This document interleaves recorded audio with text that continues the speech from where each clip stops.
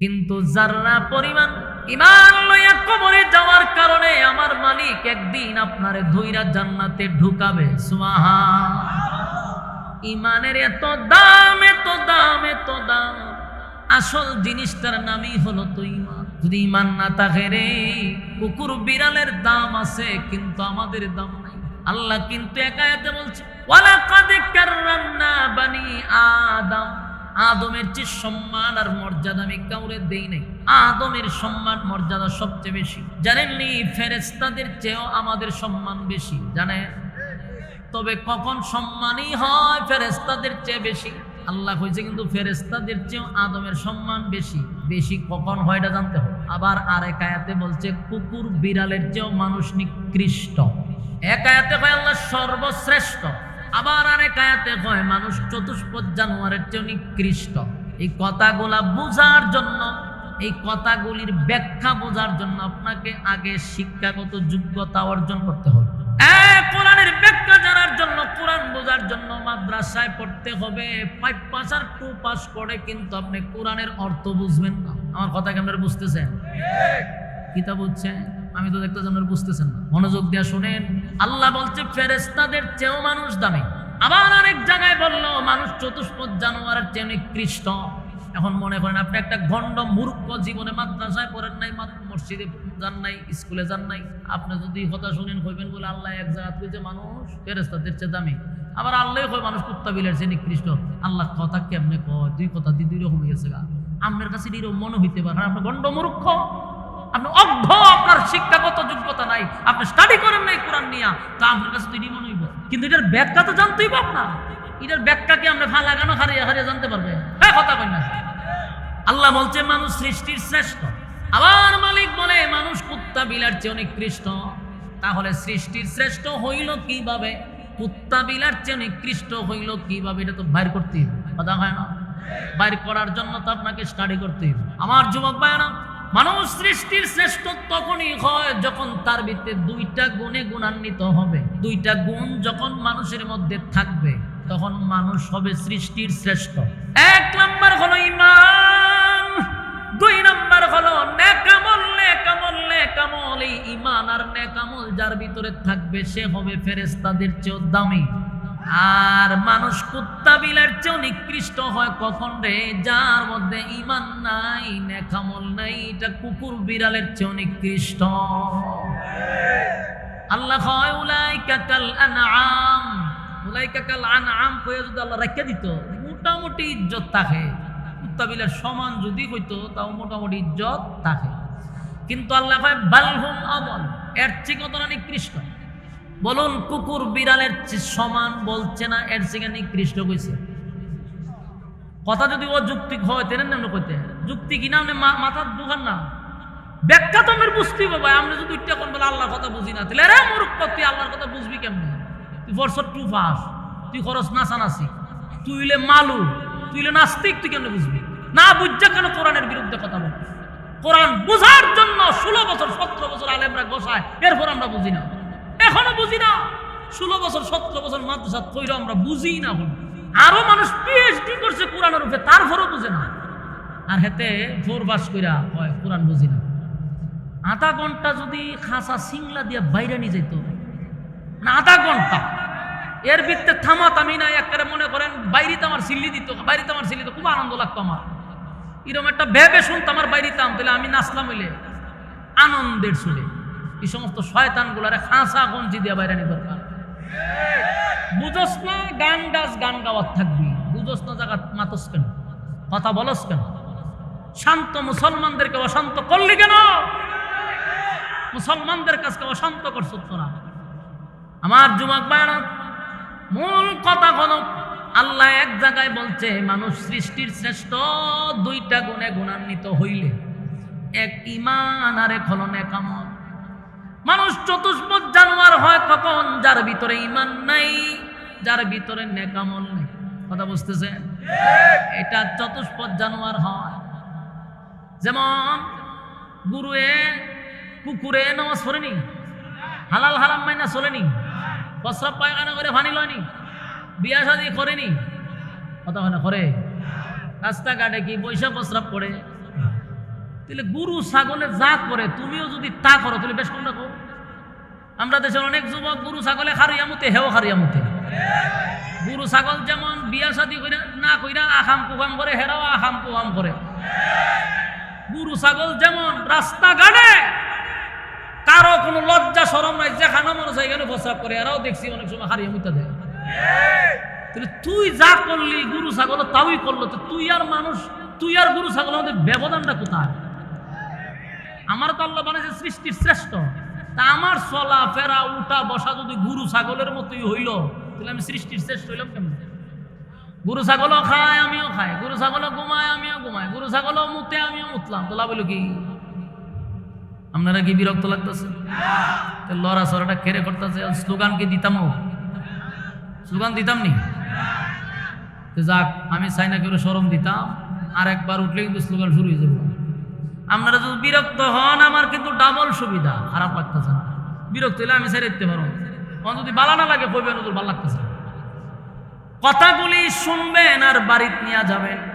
আজকে জানলেন যে মানুষ সৃষ্টির শ্রেষ্ঠ হয় 2 গুণে গুণান্বিত হইলে, মানুষ কুত্তা বিলার চেয়ে অনেক কৃষ্ট হয় 2 গুণ ভিতরে না থাকলে। আমার যুবক ভাইয়ের, ইমানের এত পাওয়ার রে, ইমানের এত পাওয়ার, নেক আমলের এত পাওয়ার, যেই ফেরেশতারা জীবনে কোনোদিন গুনাহ করলো না, ফেরেশতারা গুনার মজা বুঝলো না, অথচ সেই ফেরেশতাদের চেয়েও আল্লাহ মানুষের সম্মান বাড়ায়া দিছে। আল্লাহ বলেন, মানুষ আমি তোর এত সম্মান আর মর্যাদা দিলাম অনর্থক নয়, অকারণে নয়। বান্দারে দুনিয়ায় পাঠাইলাম অনর্থক নয়, অনর্থক নয়, বেহুদা না। আমি আল্লাহ উদ্দেশ্য দিয়া দুনিয়ায় পাঠাইছি, কারণ দুনিয়াটা কোনো একটা ক্ষণস্থায়ী। এই ক্ষণস্থায়ী দুনিয়ায় কেন পাঠাইলাম? শুধুমাত্র পরীক্ষা দেওয়ার জন্য। এই পরীক্ষা আসবে গো, পরীক্ষায় যারা উত্তীর্ণ হবে আল্লাহ বলেন, কানাত লাকুম জান্নাতুল ফিরদাউসি নুজুলা, আমি ওয়াদা দিলাম তোদেরকে জান্নাত দিব। যুবক ভাইরা, যদি ঈমান আর নেক আমল না থাকে, 4 পয়সার কোনো দাম নাই। মাথাতে রাখেন, 4 পয়সার কোনো দাম নাই। যারা পরকালে বিশ্বাস করেন তারাই শুধু কথাগুলির মর্ম বুঝবেন। যারা পরকালের মর্ম বুঝে না, এরা ওয়াজ করে কোনো লাভ আছে? এত জান্নাত জাহান্নামে বিশ্বাস করে না। অনেক সময় অনেক মানুষ কয়, হুজুর কেমনে বিশ্বাস করতাম? কবরের পাশে দিয়া যায়, কত কবর ভাঙা দেখি, আগুনও দেখি না, ফুলও দেখি না। আপনারা এখন জান্নাতের ফুল বাগান আর জাহান্নামের আগুনের কেন? কত কবর ভাঙা দেখলাম, ফুলও দেখলাম না, আগুনও দেখলাম না। বুঝছেন নি? নাস্তিকদের প্রশ্ন, কেমনে বিশ্বাস করেন? আমি এখন এরার একটা প্রশ্ন, এরারে কোরআন হাদিস জানতে পারতেন না, এরারে আপনি প্রশ্নের জবাব দিবেন, যুক্তি দিয়া যুক্তি দিবেন। তুই যে প্রশ্ন করলি কত কবর ভাঙা দেখলি, যেই কবরে আগুনও নাই, ফুলের বাগানও নাই, দেখছে না? হ্যাঁ, আমি এর প্রশ্ন করলাম। তোর পাশেই মনে করো যে আপনি আর আপনার স্ত্রী এক জায়গায় ঘুমাইলেন, একই বিছানায় ঘুমাইলেন, আপনার স্ত্রী বসে রয়েছে আর আপনি পুরা ঘুমে আছেন। স্ত্রীর কাছে ঘুমাইয়া আপনি স্বপ্নে গেছেন কি আমেরিকা, গিয়া সেখানে আনন্দ মাস্তি করতেছেন, সাগরের ভারে বোতল টানতেছেন, হুড়বুড়ি নিয়ে নাচানাচি করতেছেন। ওই নাচানাচির কারণে ঘুমের মধ্যে আপনি তেতা করতেছেন, নাচতেছেন, আপনার বইয়ের ঠেলা দেখলে কি তারে? তুমি ঘুমের মধ্যে হাতও নাচো কেড়ে আবার হাসো কেড়ে, ঘটনা কিতা? আহা, এক ঠেলা দিয়া তোমার আমেরিকাতে বাংলাদেশে লইলা। আমি তো আমেরিকা আসলাম, সেখানে আমি সাগরের ভাড়ে বোতল টানছিলাম, কত মাস্তি করছিলাম। তখন আপনার বউ যদি হয়, আমি তোমার কাছে বইয়া রইলাম, আমি না দেখলাম আমেরিকা, না দেখলাম বোতল, না দেখলাম ভূত, দাঁড়ে বইয়া দেখলাম না। এটার যে উত্তর নাস্তিকদের, সেই উত্তর জীবন্ত মানুষের সাথে, মৃত মানুষের সাথে যা ঘটে, জীবন্ত মানুষ তা দেখে না। ঘুমন্ত মানুষ যা দেখে, জাগ্রত মানুষ তা দেখতে পায় না। ঘুমাইয়া ঘুমাইয়া আমেরিকা গেছে, আমরা জাগ্রত, আমরা তো জানবেন না হ্যাঁ ঘুমের মধ্যে কি করতেছে। তো ঘুমন্ত মানুষ যা দেখে, জাগ্রত মানুষ কি তা দেখতে পায়? তাহলে মৃত মানুষের সাথে যা হয়, জীবিত মানুষ তা দেখতে পায় না। নাস্তিকদেরকে বুঝাইতো কেন? তুই যদি এতটাই হয় তাহলে মর, তুই মইরা দেখ, মইরা দেখে তুই কথা ঠিক নেই। তোর উপরে ঠাড়া বড়, তুই মর, মরলেই দেখতে পারবি তোর খবর কিভাবে গুতায়, ঠিক নেই? এখন তুই খোঁজ কিছু দেখোস না, তাহলে যুক্তি দেখেন, একটা মানুষ ঘুমাইলে এটা অর্ধেক মরা। ঘুমের মানুষ যদি বিভিন্ন দেশে সফর করতে পারে, স্বপ্নের যুগে সে অনেক দূরে চলে যায়।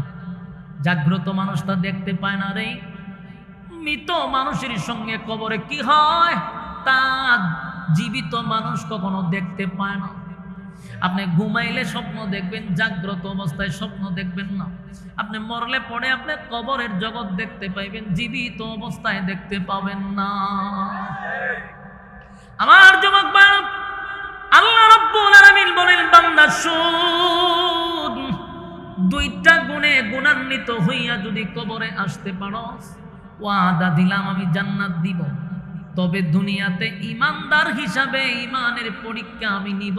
দুনিয়াতে খাওয়ার জন্য ঘুমানোর জন্য পাঠাই নাই। যদি ঘুমের জন্য পাঠাইতাম, গাদা বানাইলি যথেষ্ট ছিল। গাদা খারইও ঘুমায়, আবার শুয়েও ঘুমায়, ঠিক নেই? খাওয়ানোর জন্য যদি বানাইতাম, হাতি আমাদের চেয়ে বেশি খায়, তাহলে বান্দা তোরে কেন বানাইলাম? খাওয়ার জন্য নয়, ঘুমানোর জন্য নয়। ওয়ামা খালাকাতুল জিন্না ওয়াল ইনসা ইল্লা লিয়াবুদুন। মানব দুইটা জাতি বানাইছি শুধুমাত্র কেবলমাত্র আমি আল্লাহর গোলামির জন্য। তাই বান্দা ইমানের পরীক্ষা হবে, ইমানের পরীক্ষা হবে, এতে কোনো সন্দেহ নাই। পরীক্ষায় পাস করবেন নি, বিশ্বাস আসেনি? ইমানের পরীক্ষায় পাস করতে হবে। সাহাবায়ে কেরাম দুনিয়ায় থাকতেই কিন্তু জান্নাতের সার্টিফিকেট পাইছে অনেক সাহাবীরা। আল্লাহর নবী বলছে, তুমি জান্নাতি, তুমি জান্নাতি, তুমি জান্নাতি, সুবহান। ইমানের পরীক্ষা দিছে রে। সাহাবীদের স্বভাব ছিল জীবন দিব, ইমান দিব না।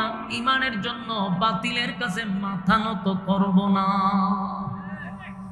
রোমের বাদশা, রোম তৎকালীন সময় সুপার পাওয়ার, শক্তিশালী একটা দেশ ছিল। রোমের বাদশার পাওয়ার ছিল বেশি, কারণ তার বাহিনী বেশি, অস্ত্র বেশি। রোমের বাদশার সঙ্গে কারো ক্ষমতা নাই যুদ্ধ করা। কিন্তু রোমের বাদশা দেখলো চতুর্দিক দিয়া খালি মুসলমানদের জয় জয়, যেদিকে মুসলমান যায় সেদিকেই মুসলমানদের বিজয়। রোমের বাদশার চিন্তা পড়ে গেল, রে এত অস্ত্র, এত বাহিনী, এত কিছু দিয়া যুদ্ধ করলাম, কিন্তু মুসলমানরা যেদিকে যায় সেদেশই দখল করে, আর ইসলামের পতাকা তারা ওড়ায়। আসলে তো তাদের তেমন কোনো অস্ত্র নাই, তাদের কোনো বল নাই, তাদের কোনো বাহিনী নাই।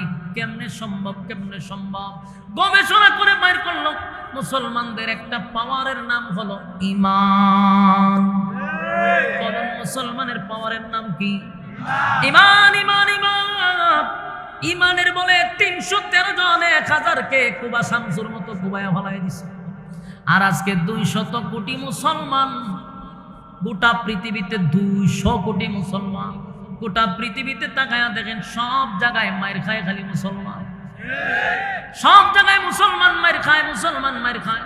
তার এক নাম্বার কারণ হলো আমাদের ইমানের দুর্বলতা আছে।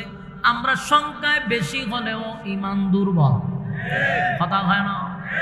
আর তারা সংখ্যায় কম ছিল, ইমানের পাওয়ার ছিল। আল্লাহ তাদেরকে বিজয় দিছে, ওয়ালা তাহিনু ওয়ালা তাহজানু ওয়া আনতুমুল আ'লাউনা ইন কুনতুম মুমিনিন। আল্লাহ বলছেন, আমি তোমাদেরকে বিজয় দেব, বিজয় তোমাদের জন্য, যদি তোমরা ওই জায়গা পর্যন্ত যাইতে পারো। বান্দারে, আমি তাদের সঙ্গে আছি যারা মুমিন, যারা ঈমানদার। আমি বিজয় তাদেরকে দিব। সুবহানাল্লাহ। আমার যুবক ভাই, রোমের বাদশা তার বাহিনীদেরকে ঘোষণা দিল, আমি মুসলমানদের ইমানের একটা পরীক্ষা করতে চাই। কথাকে বুঝতেছেন? বাদশা কয়, আমি মুসলমানদের ইমানের পরীক্ষা করব। তোমরা যখন যুদ্ধের ময়দানে অংশগ্রহণ করবা, তখন মুসলমানদেরকে তোমরা জীবিত অবস্থায় আমার কাছে নিয়ে আসবা, আমি তাদের ইমানের পরীক্ষা করব। আল্লাহর কুদরত, একটা টিমকে জীবিত অবস্থায় ধরে বাদশার সামনে হাজির করলো। বাদশা তাকায়া দেখে এই টিমের মধ্যে একজন সুদর্শন একটা ছেলে দেখা যায়। ডাক দিয়া বলল, তোমাদের মধ্যে আমিরকে, নেতাকে? আব্দুল্লাহ বিন হুযাফা হাত তুলে বললেন, আমি হলাম এই টিমের আমির। রুমের বাদশা ডাক দেয়া কয়, আব্দুল্লাহ,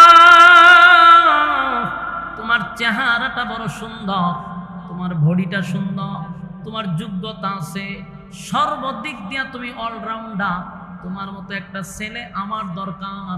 আমি তোমারে ওয়াদা দিলাম, তুমি আমার সঙ্গে সুসম্পর্ক তৈরি করো, আমি তোমার সঙ্গে সুসম্পর্ক তৈরি করতে চাই, কিন্তু মাঝখানে বাধা হলো তুমি মুসলিম আমিও মুসলিম। কথা কি বুঝতেছেন? বাদশা কিন্তু তাদেরকে ধরে আনছে কেন বলেন? এক দুজনে হইতে পারছে, বাকি সব সাইরে জামা।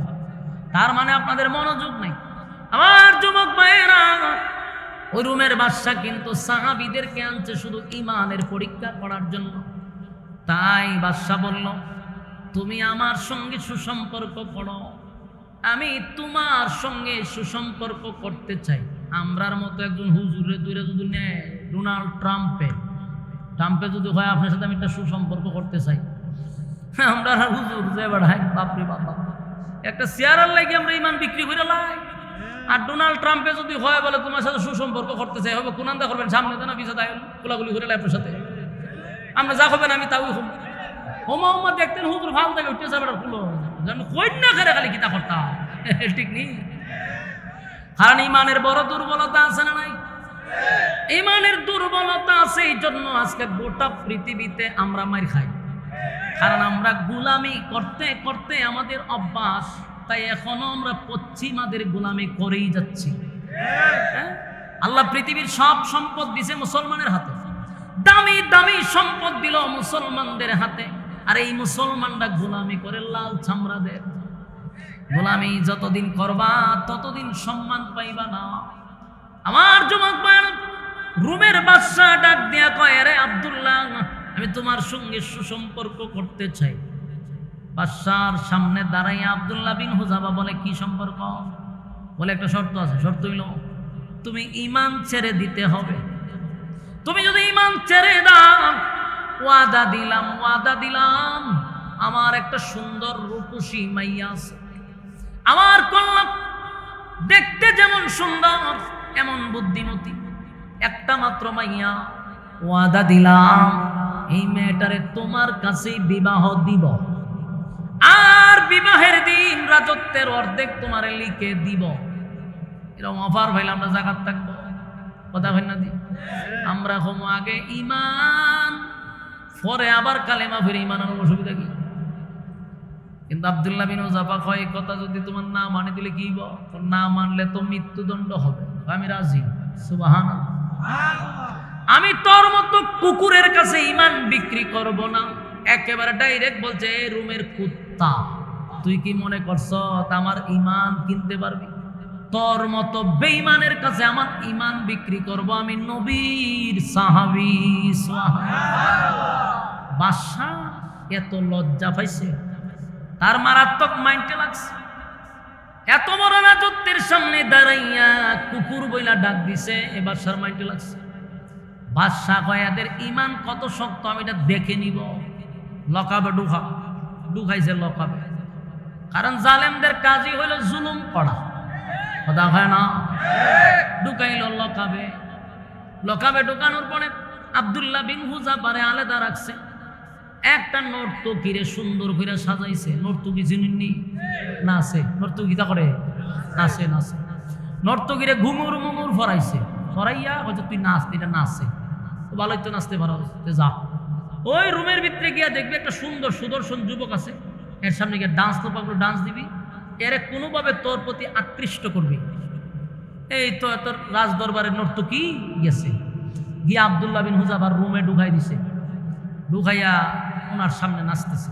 এমন নাচা নাচলো, ডান্স তো পাগলো, ডান্স দিল, কত ডান্স দিল, দিতে দিতে দিতে দিতে আজকাও জ্ঞান ফিরে যায়। এই মহিলারা দু তিনজনে ধরে নিছে বাদশার কাছে। বাদশা তুই ওই গানে সুদ কেটে তোর মিরে সুদ ঘটনা কি? তা আমার কই ফাটাইছেন কই? এত নাচলাম, হেতে তো আমার ভাই একবার চাইলো না। আমার ভাই যদি চাইতো তের নামে আকৃষ্ট করতাম। আমি যে এত নাচলাম, এত অঙ্গভঙ্গি দেখাইলাম, কোনো কাম হচ্ছে না। আমার ভাই চাই নাই। সুবহানাল্লাহ। আর আমরা হইলে ফতোয়া দিলাম বলে একবার দেখা যায় যাচ্ছে। আচ্ছা কিতা এটা নাচে দেখতে লইছে, দেখছি বালা, একবারই তো দেখলাম, কতক্ষণ পর আবার চোখ ফিরে নিতাম। কিন্তু নবীর সাহাবী একটা বাড়ির জন্য তাকায় নাই, তাকায় নাই, তাকায় নাই। এক পর্যায়ে বাদশা এখানে এসে কয় আমি এখানে ফিল মারলাম, কোনোভাবেই তো আমি তারে আমার বাগে হলাইতে পারতেছি। এবার সিদ্ধান্ত নিয়ে যখন খানা বন্ধ করে দিছে। আচ্ছা কোন একদিন যদি আমরা না খাই মেজাজটা কেমন গরম হয়।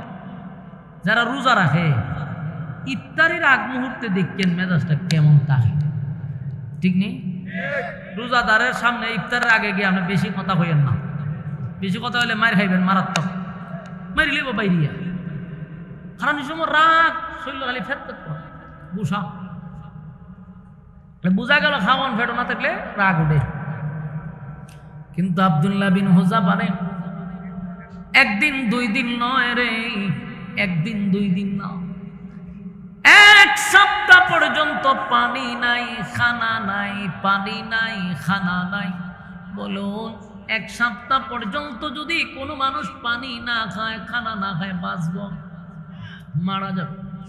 আব্দুল্লাহ বিন হুযাফা এক সপ্তাহ পর্যন্ত খানা দিল না, পানি দিল না, পেটে আর পিঠে লেগে গেছে, কথা বলতে পারে না, শুয়ে আছে, দাঁড়াইতে পারে না, বসতে পারে না।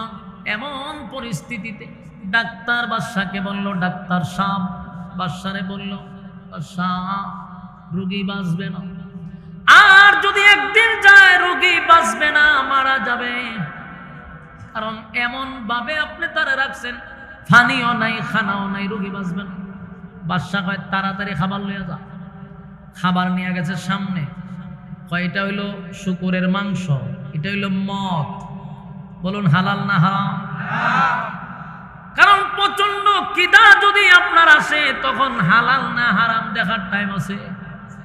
আর আমরা যদি এক সপ্তাহ খাওয়ান না থাকতো, সামনে যদি শুকুরের মাংস দিত, আমরার কাছে ফতোয়া রেডি।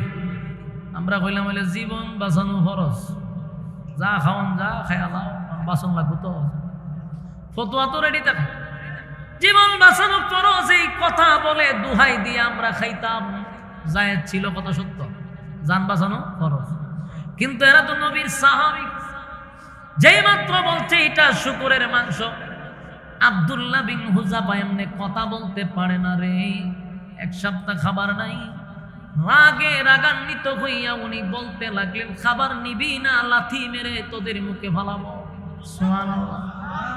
ডাক্তার অবাক হয়েছেন, সর্বনাশ, এক সপ্তাহ পরে না খাইলে এমন কথা জবান দিয়ে আসার কথা না। কারণ এটা ওনার শারীরিক শক্তি নয়, এটা ঈমানের শক্তি। ডাক্তার বাদশার কাছে গিয়া কয়, বাদশা লক্ষণ ভালো না। বলে কি? বলে আপনি যদি যাইতেন খাবার লইয়া, তাহলে খাবারটা আপনার মুখই ভালো হইতো। বাদশা কয় এখনো কি তেজ আছে? বলে তেজ আছে। ও দিলে দূরে লইয়া আবার জেলখানার থেকে সব সাহাবীদেরকে বাইর করছে। কিন্তু আব্দুল্লাহ হাঁটতে পারে না, দাঁড়াইতে পারে না, উঠতে পারে না, বসতে পারে না। এক সপ্তাহ ধরে খানা নাই, পানি নাই। দুইজন মানুষের কাঁধে বর করে বাদশার সামনে দাঁড়াইছে। বাদশা তাকায়া দেখে কঙ্কাল হয়ে গেছে রে, এমন অবস্থা হয়েছে দাঁড়ানোর মতো কোনো শক্তি নাই। বাদশা আব্দুল্লাহর দিকে তাকায়া কয়, আব্দুল্লাহ রে, আমি না সুন্দর একটা অফার দিছিল, আমার সুন্দরী রূপসী মেয়েটাকে তুই বিবাহ করবি, রাজত্বের অর্ধেক লিখে দিব, মানলি না। এখন দেখ কেমন লাগে। আব্দুল্লাহ এখনো সময় আছে, কালেমা ছেড়ে দে, আমার দলে যোগদান গ্রহণ কর।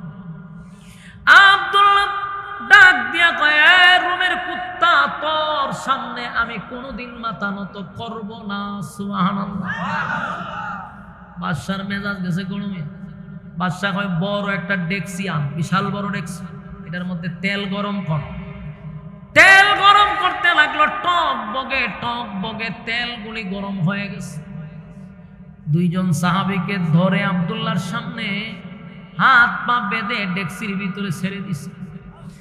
এত গরম তেলের মধ্যে ছাড়ার সাথে সাথে হাড়ির থেকে গোশত আলাদা হয়ে গেছে। সাহাবায়ে কেরাম শাহাদাত বরণ করলো, ঈমান দিল না, ঈমান দিল না। আব্দুল্লাহ রে ডাক দিয়া, আব্দুল্লাহ রে, দেখছো নি দুইজন লোককে আমি এই মুহূর্তে তোমার সামনে আমি আগুনে জ্বালায়া দিলাম, তেলের মধ্যে বাজি করে দিলাম, এখনো সময় আছে, কালেমা পড়ো। আব্দুল্লাহ ধমক দিয়া কয়, তুই আমারে অফার দেস, রাজত্বের অর্ধেক দিবি আর তোর মেয়েটারে বিবাহ দিবি। বাদশা কহ, আমি এখনো আমার জায়গায় অটল, আমি তোমারে আমার মেয়ের সঙ্গে বিবাহ করাবো আর রাজত্বের অর্ধেক লিখে দিব, রাজি হয়ে যাও। আব্দুল্লাহ কয়, বাদশা রে, আমি বেশিটা রেখে কম নিব কোন যুক্তিতে? সুবহানাল্লাহ, আমি কম নিব কোন যুক্তিতে? বাদশা কয়, তাহলে পুরা রাজত্বটাই লিখে দিব। এবার আব্দুল্লাহ কয়, শোনো, তুমি যেমন আমাকে অফার দিছো, অফারের বিনিময়ে ঈমান চাইছো, আমার আল্লাহও আমারে অফার দিছে, অফার দিছে। সুবহানাল্লাহ। রুমের বাদশা, আমার মালিক আমারে অফার দিছে গো, আমার মালিক আমারে অফার দিছে। আমার মালিক বলছে, ঈমান আর নেক আমল লইয়া যদি আমি কবরে আসতে পারি, ঈমান আর নেক আমল লইয়া যদি আমি কবরে আসতে পারি, এই পৃথিবীর 10টা পৃথিবীর সমান রাজত্ব আল্লাহ লিখে দিবে। তুই তোর রাজত্বের অর্ধেক দিবি অথবা পুরাটা দিবি, আর আমার মালিক কয় এই পৃথিবীর 10 পৃথিবীর সমান রাজত্ব দিবে, আর তোর মাইয়ারে বিয়া দিবি। আমার আল্লাহ বলেন, ঈমান আর নেক আমল লইয়া যদি কবরে আসস, কমপক্ষে বউ দিব 72টা। আপনারা মুখ সুবহানাল্লাহ আসেনি? বলুন, বউ দিব কয়টা? কমপক্ষে 72টা দিব। রুমের বাদশা, তুই যেমন আমারে অফার দিছস, আমার আল্লাহ আমারে অফার দিছে, তাই আমি কম নিব না, আমি বেশি নিব। সুবহানাল্লাহ। বাদশা এবার রাগান্বিত হইয়া সবাই রে চাইরা দিছে, কয়েদেরকে তেলে ঢুকানো দরকার নাই, হেরে ধর। আব্দুল্লাহর হাতে পায়ে বেঁধে আব্দুল্লাহ রে ধরে তৈলের সামনে নিয়ে দাঁড় করাইছে, ডেকসির সামনে দাঁড় করাইছে। আব্দুল্লাহ রে তেলের ভিতরে ঢুকায়া দিবে। আব্দুল্লাহ ডেকসির সামনে গিয়া চোখ দিয়া পানি ছেড়ে দিয়া কান্না শুরু করছে। বাদশা দৌড়াইয়া আব্দুল্লাহর কাছে গিয়া কয়, আব্দুল্লাহ রে, আমি জানি মৃত্যুর ভয় সবাই করে, মৃত্যুর সামনে দাঁড়াইয়া বেড়াগিরি চলে না, তুমি আমারে বললেই তো হয়, আমার অফারে রাজি হয়ে গেছে, কাপুরুষের মতো তুমি কেন কান্দ, কেন কান্দ? আমি তো আমার অফারে এখনো রাজি। আব্দুল্লাহ কয়, এই রুমের বাদশা, তোর কি মনে হয় আমি মৃত্যুর ভয়ে কান্দি? না, ঈমানদার কখনো মৃত্যুর ভয়ে কান্দে না, ঈমানদার মৃত্যুর ভয়ে কান্দে না। আমি এই জন্য কান্দি না, আমি কান্দি আমার বয়সটা বেশি না, অল্প বয়সে আমি আমার মালিকের জন্য কি করলাম, আমি পরকালের চিন্তায় আছি, কি করলাম আমার মালিকের জন্য, আমি ইবাদত বন্দি কি করলাম। আমারে যদি তেলের মধ্যে ছেড়ে দেওয়া হয়, আমি শাহাদাত বরণ করি, আমার মালিক যদি আমারে আবার জীবিত করত, আমি আবার শাহাদাত বরণ করতাম, আবার জীবিত করলে আবার শাহাদাত বরণ করতাম। 100 বার যদি মালিক আমারে প্রাণ দেয়, 100 বার আমি মালিকের জন্য জীবন দিব। আমি তো একবার মরতে চাই না রে বাদশাহ, আমি বারবার শাহাদাত বরণ করতে চাই। জোরে জোরে কোন সুবহান। বাদশা ডাক দিয়ে বলল, আমি তোদেরকে আগুনে জ্বালাবো না, পোড়াবো না, কারণ এই বাদশা তো সাধারণ বাদশা না, রোমের বাদশা। তৎকালীন সময় রোম রাজ্য ছিল সবচেয়ে পাওয়ারফুল। এই বাদশার তো মাথা আছে। বাদশা চিন্তা করলো, এখন যদি তারে আমি আগুনে ফালাইয়া হত্যা করি, সে জিতে যাবে আর আমি বাদশা হেরে যাব। সে তো জিতে যাবে, কারণ সে মরতে চায় 100 বার, আমি মারবো তারে একবার। তাই তারা আমি জিততে দিব না। বাদশা এবার একটা সমঝোতার ভিতরে আসলো, এ আব্দুল্লাহ, আমি তোমাকে ছেড়ে দিব, আগুনে পোড়াবো না, তবে শর্ত হলো আমার কপালের মধ্যে তোমার 2টা টুর দিয়ে একটা চুমা দিবা। বাদশা কয়, তুমি একটা চুমা দিলে তোমরা ছেড়ে দিবে। এবার দেখেন ঈমান কারে কয়। আব্দুল্লাহ বিন হুযাফা ডাক দিয়া কয়, চুমা দিতে পারি, তবে এই শর্তে আমি দিব না যে আমার প্রাণ ভিক্ষা দিছস, আমি মরতে চাই না, প্রাণ ভিক্ষা দিছ, এই জন্য চুমা দিব না। আমি মরণ এই যে জায়গার মধ্যে আমার দাঁড় করাইলে আর এখান থেকে আমার বাঁচাইয়া দিলি, এই মর্মে চুমা দিতাম না। কারণ তুই মনে করবি যে আমি আমার জীবন ভিক্ষার জন্য তোর চুমা দিছি, এই শর্তে আমি রাজি না। সুবহানাল্লাহ। আমরা বলে চুমা কোন জায়গা দিতাম ক, তোরা জায়গায় বে জায়গায় সব কেন দিন, তো আমার মুক্তি দে, ঠিক নেই? কিন্তু সাহাবী ডাক দেওয়া চুমা দিব, কিন্তু এই শর্তে দিব না যে জীবন বাঁচানোর জন্য চুমা দিছি, এই শর্ত থাকবে না। আমারও শর্ত আছে, আমি তোরে চুমা দিতে পারি একটা শর্তে, এটা হলো আমার নবীর যতগুলা নিরহ সাহাবীরা জেলখানায় বন্দী আছে সবাইরে যদি ছেড়ে দেস, এই মরমে চুমা দিব। বাদশা দে চুমা দে, সবাই ছেড়ে দে। আব্দুল্লাহ বিন হুযাফা বলল, আমি ওই শর্তে দিলাম আমার একটা চুমার কারণে যদি নবীর অসংখ্য সাহাবীরা জীবন ফিরে পায়, এই শর্তে চুমা দিল। বাদশা এখানে নিজেই লজ্জিত হইয়া বলল, মুসলমানদেরকে কেউ থামায়া রাখতে পারবে না, কারণ তারা ঈমানের উপর অটল। সুবহানাল্লাহ। আজকে এই মুসলমানদের ঈমান নেই। 5 টাকার রংসার কাছে মুসলমানদের ঈমান বিক্রি করে, রাতের বেলায় বুড়ের আগের দিন 500 টাকা গড়ে এদের মাথা কিনে, ঠিক নেই? ঈমান বিক্রি করে বুড়ের আগের রাত্রে। কেন রে ঈমান বিক্রি করবি কেন? কারণ 2টা জিনিসই তো আল্লাহ নেওয়ার কথা বলছে। এক হলো ঈমান, 2 হলো নেক আমল, আরেকটা হলো নেক আমল ওয়া আমিলুস সালিহাত। নেক আমলের দাম আছে। এই যে প্যান্ডেলের ভিতরে বসছেন, আপনি আমার মতো বহু মানুষ রাস্তাঘাটে আড্ডায় ব্যস্ত, মোবাইলে ব্যস্ত, ঘরে টিভিতে ব্যস্ত, কিন্তু আপনি আরামের ঘুম হারাম করে এখানে বসছেন। যতগুলা আয়াত আপনাদের সামনে বলা হয়েছে, প্রতিটা হরফে হরফে 10টা করে নেকি আপনার আমলনামায় ঢুকে গেছে। আর এখানে যতক্ষণ বসা ছিলেন, নাযালাত আলাইহিমুস সাকিনা, উপর থেকে সাকিনা রহমত নাজিল হয়েছে। কারণ আপনারা আসছেন নেক আমলের জন্য।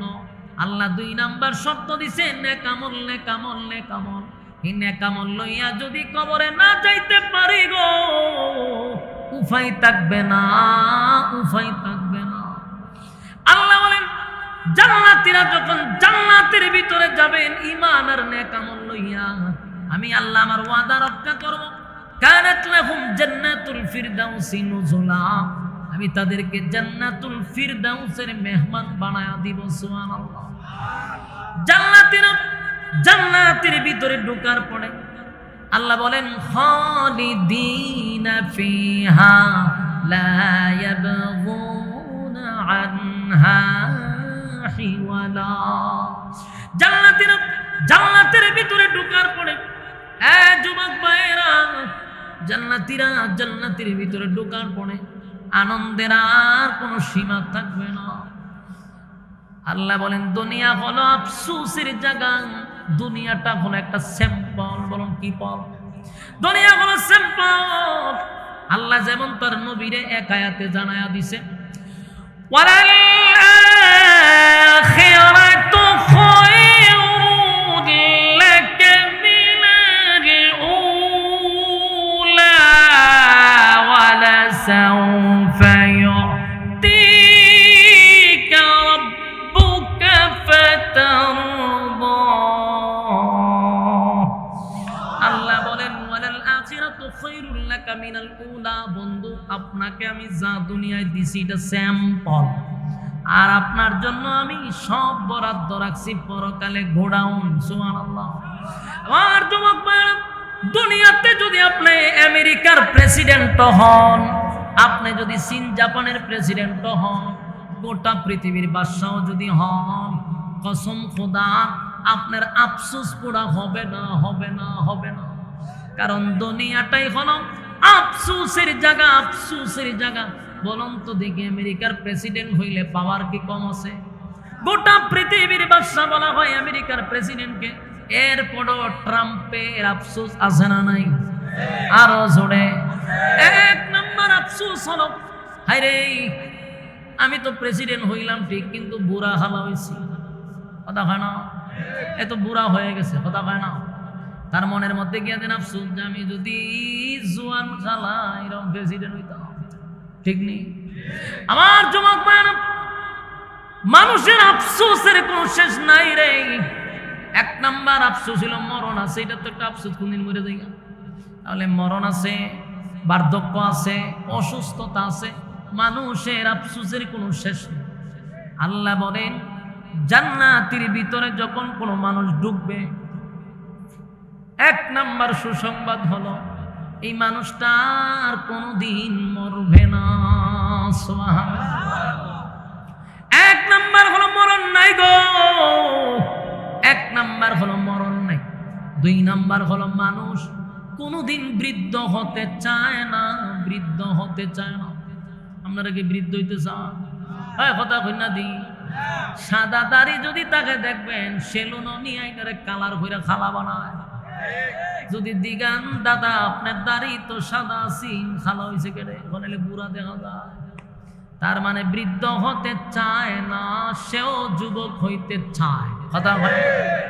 আমার যুবক ভাইয়েরা বলুন, কালো মানুষ সুন্দর হইতে চায় কিনা? আরো জোরে। তাম পৃথিবীর সব হুজুর লইয়া যদি দোয়া করে, আবার যদি মনে করেন না বাংলাদেশের কোন হুজুর দিয়া দোয়া করাইতাম না, আমি মক্কা মদিনার ইমাম বাড়া করে দোয়া করো। মক্কা মদিনার ইমাম লইয়া যদি দোয়া করেন, আল্লাহ আমি কালো মানুষ, আমার আপনি সুন্দর করে দেন, সুন্দর করে দেন, সুন্দর করে দেন। ঘুম থেকে ওইটা যেন দেখি আমি কালা সাদা হইয়া গেছি গা, দোয়া কবুল হইব? তোমার কথা দেখুন না। মক্কার ইমাম লইয়া যদি দোয়া করেন, কবুল হবে না। কালো মানুষ সুন্দর হয় না।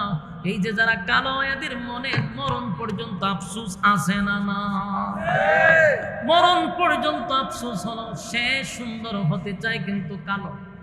আবার খাটো মানুষ, খাটো বাটি, এই বাটি মানুষ মৃত্যুর আগ পর্যন্ত তার একটা আফসোস থাকবে, হায় রে আর যদি সাইরিন ছিলাম বইতাম। কথা হয় না? আফসোস। তাম পৃথিবীর মানুষ লইয়া যদি দোয়া করেন, কোনোদিন কি 2 ইঞ্চি লম্বা হওয়া যাবে? তাহলে আফসোস থেকে গেল। আপনি গোটা পৃথিবীর বাদশা হইতে পারেন, কিন্তু 4 ইঞ্চি লম্বা হইতে পারবেন না। কথা হয় না? যুবক ভাইয়েরা, মানুষের আফসোস আছে রে। কত আফসোস লইয়া মানুষ কবরে যায়, দুনিয়ায় তার আফসোস পুরা হয় না। আল্লাহ হয় যেদিন তুই জান্নাতের ভিতরে ঢুকবি, 1 নাম্বার তোরে সুসংবাদ জানায়া দেওয়া হবে, আজকের থেকে আর কোনোদিন তুই মরবি না। সুবহানাল্লাহ। 2 নাম্বার, আর কোনোদিন তুই বৃদ্ধ হবি না, চামড়া ঢিল হবে না, চোখের জ্যোতি কমবে না, চুলগুলি সাদা হবে না, শরীরটা দুর্বল হবে না, দাঁতগুলি লড়াচড়া করবে না। আল্লাহ কয় আর কোনোদিন বান্দা বার্ধক্যে পৌঁছবি না, আমি তোরে 32 বছরের যুবক বানায়া দিব, বয়স কোনোদিন 33 হবে না। আপনাদের সুবহানাল্লাহর আওয়াজে বোঝা যায় ওইলে হইতে পারে, যখন বিশ্বাসটা হইতেছে না। আমার যুবক ভাই, যা বলতেছি একটা কথা আমার এই পর্যন্ত মন গড়া হয় না, মনোযোগ দিয়া শুনেন। 2 নাম্বার হলো মানুষ বৃদ্ধ হতে চায় না, আল্লাহ বৃদ্ধ বানাবে না, জান্নাতে যুবক থাকবেন। সুবহানাল্লাহ। মানুষের আরো আফসোস থাকে রে, যেমন কেউ যদি চিকন থাকে, হালকা থাকে, মোড়া হইতো চায়। কথা হয় না? দেখেন না, আমি শিখনা না, আমার তো শরীরে বুঝতো না, আমার কিন্তু মনে মনে একটু শখ আছে, একটু মোড়া হইতাম। যদি বাংলাদেশের 64 জেলায় যদি ওয়াজ করি, আমার প্রোগ্রাম প্রতিদিন যদি 2টা-3টাও থাকে, কিন্তু আমি তো প্রধান বক্তা দিই প্রায় জায়গাতে, কিন্তু বেড়া তো শুধু সেরা সুরায় সুরতে মুরতে শুধু না, শিখন শিখ না মানুষ। আমি তোর প্রধান বক্তা, যে একটা মানুষের যে কয় যে চেয়ারটা মেঝে বই বনে বই একটা বোঝা যায় না, একটা বাপসাপ আছে। আমার চেয়ার পুরো সবসময় খালি থাকে, আমরা চাইলে 100 পাতে 2 জন বইতে পারবে। আমার আল্লাহ এমন ভাবে বানাইছে। হালকা মানুষ তোমার নামাজ মধ্যে যায় একটু তো স্বাস্থ্য মাস্ত তো ভালোই আছে, কিন্তু আমার যারা বন্ধু বান্ধব আছে একটু স্বাস্থ্যবালা এরা সামনে বলে আমি করি তোর স্বাস্থ্যটা যদি আমার হইতো, ওমা হন এক কয় কি যে আমি দোয়া করি তোর মতো বডিটা যদি পাই হইতো, কারণ আমরা তো শান্তি নাই ভাই, কিন্তু তোর তো শরীর ফাতলা, তুই তো শান্তিতে আসস, আর আমারও আফসোস হইলে হের মতো একটু স্বাস্থ্য মস্ত হইতো, হেতে কয় আমার মতো হইতো। তখন আমি বললাম টাকার দরকার নাই, দুনিয়া আফসোসের জায়গা, আমি আফসোস করি তোরটা নিয়ে, তুই করস আমারটা নিয়ে, কপালের ঘরের কপাল, ঠিক নেই? দুনিয়ায় মানুষ যদি হালকা হয় মোড়া হইতো চায়, মোড়ায় হয় যদি ফ্যাটটা কমতো, কারণ যার ফ্যাট আছে বুঝে কত বড় বিপদ লইয়া আছে, কিন্তু আমরা তো ফ্যাটই নাই, ফ্যাট কি জিনিস অন্তু হয়ে পাওয়া না, ফ্যাট আর ফিটে লেগে থাকে। তার মানে যারা যেটা আছে প্রত্যেকটা মানুষের এটা আফসোস আছে না নাই? আফসোস। যার কণ্ঠ আছে, যার কণ্ঠ নাই, এ দেখবেন কণ্ঠের আফসোস করে, তাই আমার যদি থাকতো, কথা কই না? আল্লাহ কয় মানুষের আফসোসের শেষ নাই। আল্লাহ কয় জান্নাতের ভিতরে প্রত্যেকের বডি আমি দিব কমপক্ষে 60 হাত লম্বা বানাইয়া। আসিনি সুবহানাল্লাহ, 60 হাত লম্বা হবে রে। 2 নাম্বার হলো মানুষটা বৃদ্ধ হবে না, বডিটা থাকবে 60, আর সুন্দর হবে ইউসুফ নবীর মতো সুন্দর। পৃথিবীর অর্ধেক সুন্দর ইউসুফ নবীর আল্লাহ দিয়েছিল, সেই সৌন্দর্য দিবে। সুবহানাল্লাহ। 4 নাম্বার হলো আল্লাহ বলেন মানুষের একটা আফসোস হলো, আফসোস হলো তার যদি কণ্ঠটা থাকতো, কণ্ঠের আফসোস আছে না নাই? আফসোস আছে। এক বেচারা শিল্পপতি, টাকার অভাব নাই, কোটি কোটি টাকার মালিক, ফুলা মাত্র একটা, কিন্তু ফুলা এমন খালার খালা, এটা হাসি দিলে আলে দাঁতই দেখা যায়, কিরকম আছে না? আমরা দেশের টেকা যদি থাকে খালাও মাইয়া ভানের অভাব, কথা কানা দিই টেকা থাকলে মেয়ের অভাব নাই তো, দেন না এখান অহংকার ফুইরেন মাইয়া ভান সব জায়গা বুড়া বেটার ধরে, সব বুড়া বেটার ধরে বিয়া বুঝা কে রে তোরার চোখে কি জন জন ফুলার লাগে? স্মার্ট ফুলা ভান তুইয়া তোরা বৃদ্ধর কাছে বুড়া বেটার ধরে এক ফাও খবর, এক ফাও দুনিয়ায়, এর কাছে গিয়ে বিবাহ হয়। এটা কি বেটারে বিয়া করছে? টেকারে বিয়া করছে, টেকার কাছে বিবাহ করছে। চিন্তা করে বুড়ায় কোন দিন মরব? হ্যাঁ, টেকা থাকলে সান কিনন যায়, সান সান আমরা গ্রাম্য ভাষা কয় আর কি, কারণ টেকা আছে, খালা হইলে অসুবিধা কি? দেখবেন যতটা টেকাওয়ালা বউ সব লয়ে পরে একেবারে বুঝে লাইট সার বাতি দিলে তাই বিবাহ বয় কেন? টাকা আছে। টাকা নাই যত স্মার্টই হোক না কেন, মাইয়া ভানে গণই না। এলা আমরার দেশে কালচার। তো ফুলা ছেলে যে বাপ তো শিল্পপতি, ফুলা হইল কালো, ছেলেটা মারাত্মক কালো, বিয়া করাইছে একেবারে মনে করেন সুন্দর দীক্ষা, বিবাহ করাইছে।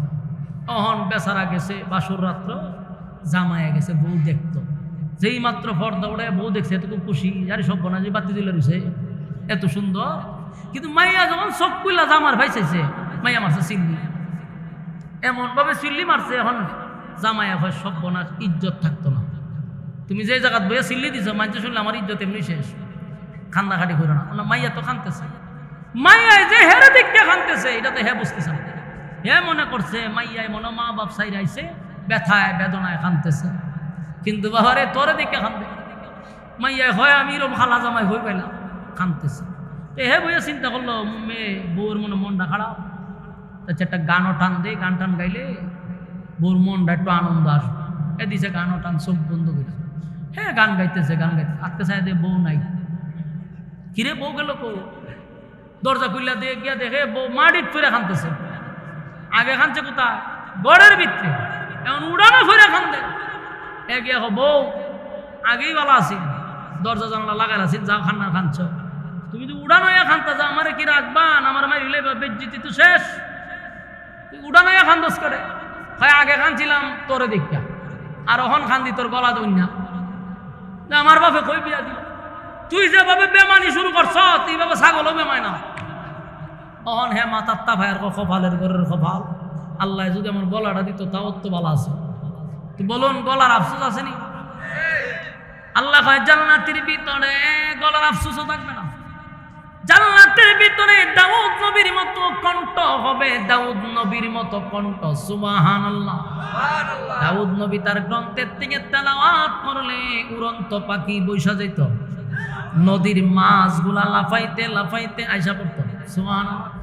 আমার দাউদ নবীর এত সুন্দর কণ্ঠ দিছে রে, জান্নাতি সব মানুষের কণ্ঠ থাকবে দাউদ নবীর মতো। সুবহানাল্লাহ। আমার যুবক ভাইরা বলতে থাকলে বলতেই থাকবো, লম্বা আলোচনা। শুধু এতটুক বুঝাইতে চাই রে, দুইটা জিনিস লইয়া যদি কবরে যাই তাহলে আল্লাহ বলেন আর কোনোদিন আফসোস থাকবে না, সব আফসোস আমি পুরা করে দিব। সুবহানাল্লাহ। কোনো আফসোস থাকবে না। রাজত্ব দিব, গাড়ি দিব, বাড়ি দিব, নারী দিব, সব দিব, মরবি না। প্রস্রাব পায়খানা নাই সেখানে, বাথরুমের প্রয়োজন নাই, প্রস্রাবের প্রয়োজন নাই। আমার যুবক ভাইয়েরা, এত বড় নিয়ামত দিবে, বলুন শর্ত আছে না না? আরো জোরে আছে না না? এক নাম্বার শর্ত হলো ইন্নাল্লাযীনা আমানু, দুই নাম্বার হলো আমিলুস সালিহাত, ঈমান আর নেক আমল। শুরুতেই বলছি ঈমান আর নেক আমল ছাড়া যদি কেউ কবরে যায়, কুত্তা বিলার চেয়ে নিকৃষ্ট হইয়া কবরে ঢুকবে। ঈমান আমল লইয়া যদি কেউ কবরে যায়, ফেরেশতাদের চেয়ে দামি হইয়া কবরে যাবে। আমার যুবক ভাইয়েরা, দুনিয়ার জিন্দেগিতে জীবন যদি দিতে হয় দিব, কিন্তু ঈমান বিক্রি করব না। কারা কারা রাজি আছেন দুইটা হাত তুললা দেখায়া দেই। লিল্লাহে তাকবীর, লিল্লাহে তাকবীর। রাজি আছেন ইনশাআল্লাহ? ঈমানের জন্য যদি জীবন দিতে হয় জীবন দিব। আমার ঈমান নিয়ে, আকীদা নিয়ে যদি কেউ কথা বলে সেটা দিবে? হ্যাঁ, কথা কানা দিবে। আল্লাহ এবং রাসূলের বিরুদ্ধে যদি কেউ কথা বলে, ইসলাম নিয়ে যদি কেউ কথা বলে, কোরআনের বিরুদ্ধে যদি কেউ কথা বলে, ইসলামের বিরুদ্ধে যদি কেউ উস্কানি দেয়, সেখানে বৈশা বৈশা তাসবিহ পড়ার দায়িত্ব আপনার না, তার প্রতিবাদ করা হইলে আপনার দায়িত্ব। যদি আমার দল আমার ইসলামের বিরুদ্ধে কথা বলে, দল থেকে আমি পদত্যাগ করব, অসুবিধা কি? আমার ঈমান আমি বিসর্জন দিব না, এটা আমার ঈমানের প্রশ্ন। আমি শুরুর থেকে আপনাদেরকে ঈমান নিয়ে ওয়াজ করলাম, বাকিটা আমল করা আপনাদের দায়িত্ব। বলা ছিল আমার দায়িত্ব, আমরা বলি, আপনারা পালন করবেন, এটা আপনাদের ব্যক্তিগত দায়িত্ব। কারণ সমস্ত নবী রাসূল আল্লাহ দুনিয়াতে পাঠাইছে হেদায়েত দেওয়ার জন্য না, হেদায়েতের রাস্তা দেখায়া দেওয়ার জন্য। মানে হেদায়েতের মালিক কে? আর নবী ওয়াজ কইরা গেছে, কিন্তু কারে হেদায়েত দিবে কারে দিবে না এটা আল্লাহর একক সিদ্ধান্ত। উলামায়ে কেরাম ওয়াজ কইরা যাইতেছে, মানা না মানা এটা আপনার ব্যক্তিগত। বাংলাদেশে যেই পরিমাণ ওয়াজ নসিহত হয়, নাস্তিক কমে না বাড়ে? নাস্তিকরা বাড়তেছে। এই নাস্তিকদের বুড়া উৎরায়া না দেওয়া পর্যন্ত বাংলাদেশে শান্তি হবে না। আর আমরা একটা সময় করি কি, ইসলামের বিরুদ্ধে কেউ কিছু বললে মানববন্ধন লইয়া খাড়ই, ইসলামের বিরুদ্ধে কেউ কথা বললে আমরা আন্দোলন করি, আমরা মিছিল মিটিং এর ডাক দেই, ঠিক না? এটা একটা ভুল ধারণা, এটা আমাদের বাদ দিতে হবে। ইসলামের উপর আঘাত দিলে আমরা মানববন্ধন করে লাভটা কি হবে? বিচার দিয়া লাভ কি হবে? এই যাবত কোনো লাভ হইছে? কথা লাভ হইছে? 16 বছর যে ফ্যাসিস্ট সরকার ছিল, তার বাবার বিরুদ্ধে কথা বললে 24 ঘন্টার ভিতরে আপনাকে গুম করা হবে। এখনো যারা আসে নাই তাদের বিরুদ্ধে আপনি কথা বলে দেখেন, আপনার উপরেও কিন্তু অ্যাকশন শুরু হবে। তাহলে প্রত্যেকের নেতার দাম আছে তোমাদের কাছে। আমার নেতা মুহাম্মদুর রাসূলুল্লাহ সাল্লাল্লাহু আলাইহি সাল্লামকে নিয়ে গালি দিলে আমার মেজাজ গরম হয়, আমার মন চায় তোমার কুবাইতে মন চায়। ফাজলামি করার সময় বুঝা শুনে ফাজলামি করা দরকার। আমরা যদি উত্তেজিত হই, আমরা হয় হুজুররা মব সৃষ্টি করে। আমার মনে চাই এই সমস্ত বক্তব্য যেটি দিয়ে জুতা দিয়ে আধা ঘন্টা বাইরে নিয়ে দরকার। তোর নেতারা যদি আমি খালকে গালি দিই, তুই আধা ঘন্টার ভিতরে আমার গুম করবি, আধা ঘন্টার ভিতরে তুই সারা বাংলাদেশ গরম করবি, এটা মব হয় না? আর আমার নেতারা নিয়ে গালি দিলে আমি চুপ করে বসে থাকবো কেমনে? কথা হয় না? ঠিক তুই কেন কন? রাজপথে তো কর না। আমরা একটা নিয়ত এখন, এটা হলো আমরা বিচার আর ছাবো না, এখন থেকে আমরা বিচার করব। বিচার রাজি আছেন কারা কারা? আমরা বিচার করব ইনশাআল্লাহ। রাজি আছেন? বিচার করব। বিচার করার জন্য বিচারের চেয়ারে বসতে হবে। আর এই চেয়ারে বসতে গেলে ঐক্য হতে হবে। ঐক্য ছাড়া বিকল্প কোনো রাস্তা নাই। সারা জীবন কি আমরা মানুষের টিস্যু হয়ে থাকবো? আমরা নিজেরা বিচার করবো মিয়া। এদেশে স্বাধীনের আজকে 53 বছর হয়ে গেছে, এখন পর্যন্ত রাসূলকে গালি দিলে মৃত্যুদণ্ড দেওয়া হয় না, আল্লাহকে গালি দিলে মৃত্যুদণ্ড দেওয়া হয় না, ইসলাম নিয়ে কথা বললে শাস্তি হয় না, কিন্তু নেতার বিরুদ্ধে কথা বললে শাস্তি হয়। এই জন্য আমরা সাতার সব দিকে বলেছি, এবার আমরা নিজেরা বিচার করতে চাই, নিজেরা আমরা বিচারক হব, ইনসাফের বিচার কায়েম করবো ইনশাআল্লাহ। এর জন্য ঐক্য চাই কি চাই না? কথা হয় না? আগামীতে দেশ হবে ইসলামী দেশ, এক হও মুসলিম ভুলে বিদেশ, ঠিক কিনা? আগামীতে দেশ হবে ইসলামী দেশ, এক হও মুসলিম ভুলে বিদেশ, বিজয়ের জন্য ঐক্য চাই, বিজয়ের জন্য ঐক্য চাই, চাই চাই ইসলামী সরকার চাই, চাই চাই কোরআনী শাসন চাই। কথা কয় না? চাই চাই ইসলামী সরকার চাই, চাই চাই কোরআনী শাসন চাই, চাই চাই ইসলামী সরকার চাই, চাই চাই কোরআনী শাসন চাই। আগামীতে দেশ হবে ইসলামী দেশ, এক হও মুসলিম ভুলে বিদেশ, আগামীতে দেশ হবে ইসলামী দেশ, এক হও মুসলিম ভুলে বিদেশ, বিজয়ের জন্য ঐক্য চাই, বিজয়ের জন্য ঐক্য চাই, চাই চাই ইসলামী সরকার চাই, চাই চাই কোরআনী শাসন চাই, চাই চাই ইসলামী সরকার চাই, চাই চাই কোরআনী শাসন চাই। যেথায় পাখি গাছে গেয়ে যাবে গান, মুখে মুখে শোনা যাবে শোকের স্লোগান, যেথায় পাখি গাছে গেয়ে যাবে গান, মুখে মুখে শোনা যাবে শোকের স্লোগান, গরিব ধনী সবে হবে বাই বাই, গরিব ধনী সবে হবে বাই বাই, চাই চাই ইসলামী সরকার চাই, চাই চাই কোরআনী শাসন চাই, চাই চাই ইসলামী সরকার চাই, চাই চাই কোরআনী শাসন চাই, ঠিক না? আমরা চাইলে ঐক্য হতে হবে, বিকল্প কোনো রাস্তা নাই। আল্লাহ আমাদের সবাইকে কবুল করুক, আমিন। কোরআন হাদিসের কথা শুনলে লেগে না, শুনলে পরে কি হইব? আমল করবেন, আমল করলে কি হইব? পরকালে জান্নাত পাইবেন। এটাই তো ওমা আপনারা কথা কইতেইব তো, হ্যাঁ না বলতে হবে। আপনারা সকলেরই একটা ধারণা যে কিছু কথা শূন্য ইবাদত বন্দি করব, এর বিনিময়ে আল্লাহ পরকালে জান্নাত দিব। সকলেরই একটা আশা আকাঙ্ক্ষা হলো জান্নাত, সর্বশেষ চাহিদা কি? আরো জোরে, সবাই জান্নাত যাইতে চায়। বিশেষ করে এই যে আপনারা এখানে বসছেন, এই মানুষগুলার নিঃস্বার্থ একটাই আশা, এটা হলো দুনিয়াতে কিছু পাইছি আর না পাইছি, পরকালে যেন একটা জান্নাত পাই, ঠিক না?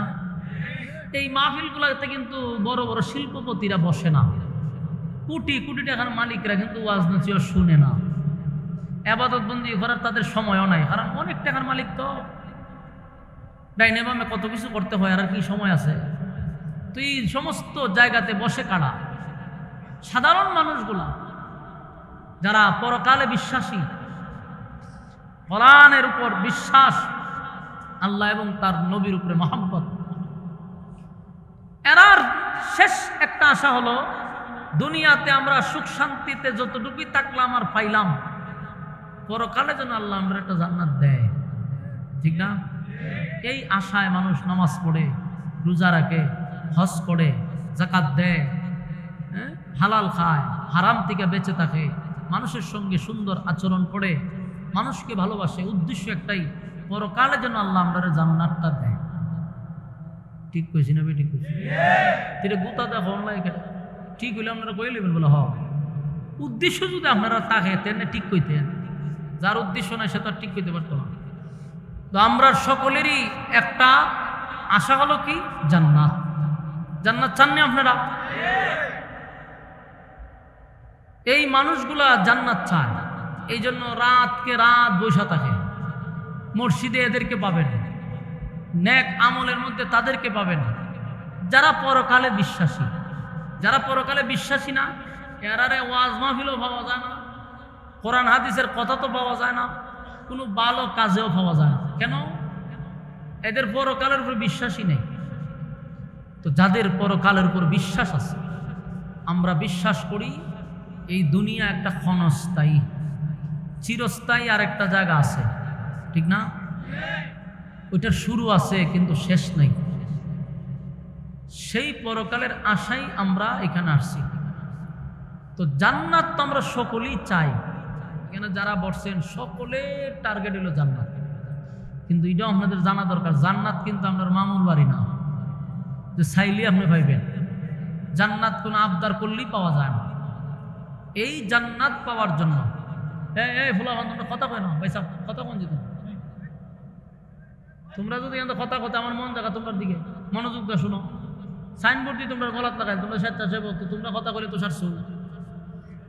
মনোযোগ দিয়ে শুনেন, মনোযোগ দিয়ে শুনেন। ভূমিকা সবসময় মনোযোগ দিয়ে শুনবেন, তাহলে আলোচনা বুঝতে সুবিধা হবে। আপনারা একটা অভ্যাস হলো ভূমিকা মনোযোগ দেন না, এরপর আলোচনা বুঝেনও না। ভূমিকায় আপনি চিন্তা করবেন যে সাবজেক্টটা কোন দিকে যাইতেছে, আলোচনার বিষয়বস্তু কি, এটা ভূমিকাতেই বুঝবেন। ভূমিকায় যদি না বুঝেন তাহলে আলোচনা বুঝবেন না কখনো। ভূমিকাটা মনোযোগ দিবেন। জান্নাত আমরা চাইলেই পাবো না, জান্নাত আমাদের মামুর বাড়িও না, এটা চাইলেই পাওয়া যায় না। এই জান্নাত পাওয়ার জন্য শর্ত আছে। বলুন জান্নাত পাওয়ার জন্য কি আছে? শর্ত। বিনা শর্ত, এটা আল্লাহ আগেই জানাই দিচ্ছে, বিনা শর্তে দিব। তাহলে জান্নাত পাইতে গেলে শর্ত আছে। এই জন্য আল্লাহ দুইটা শর্ত দিছে।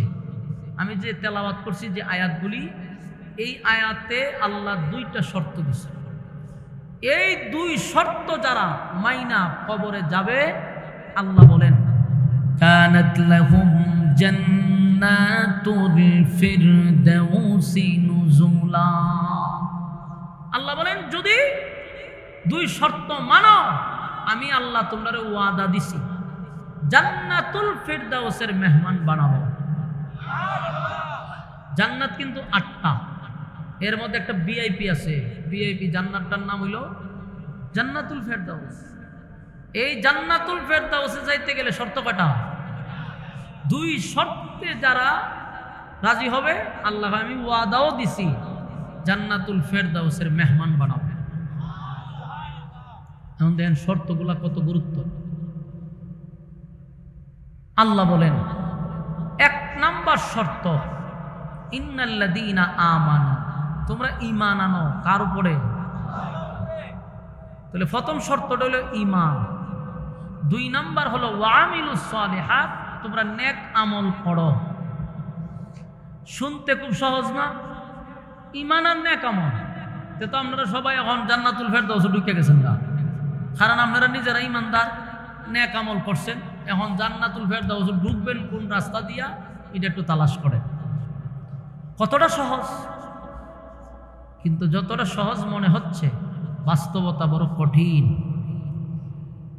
কতটা কঠিন যে 1000-এ 1 জন হবে জান্নাতি, বাকি 999 জনই হবে জাহান্নামী। যদি এতটাই সহজ হইতো তাহলে 999 তো জান্নাতে যাওয়ার কথা, জান্নাতে যাইব মাত্র 1 জন 1000-এ। তাহলে যতটা শুনছি 2 শর্ত, 2টা শর্ত শুনতে সহজ, কিন্তু শর্তগুলো এতটা সহজ না। আমি যদি ব্যাখ্যা করি আপনারা বুঝতে পারবেন। এই যে এখানে বসছেন সকলের একটাই দাবি যে আপনারা ঈমানদার, না কেউ নিজের বেঈমান হইতে পারবেন? তাহলে আপনারা দাবি কি?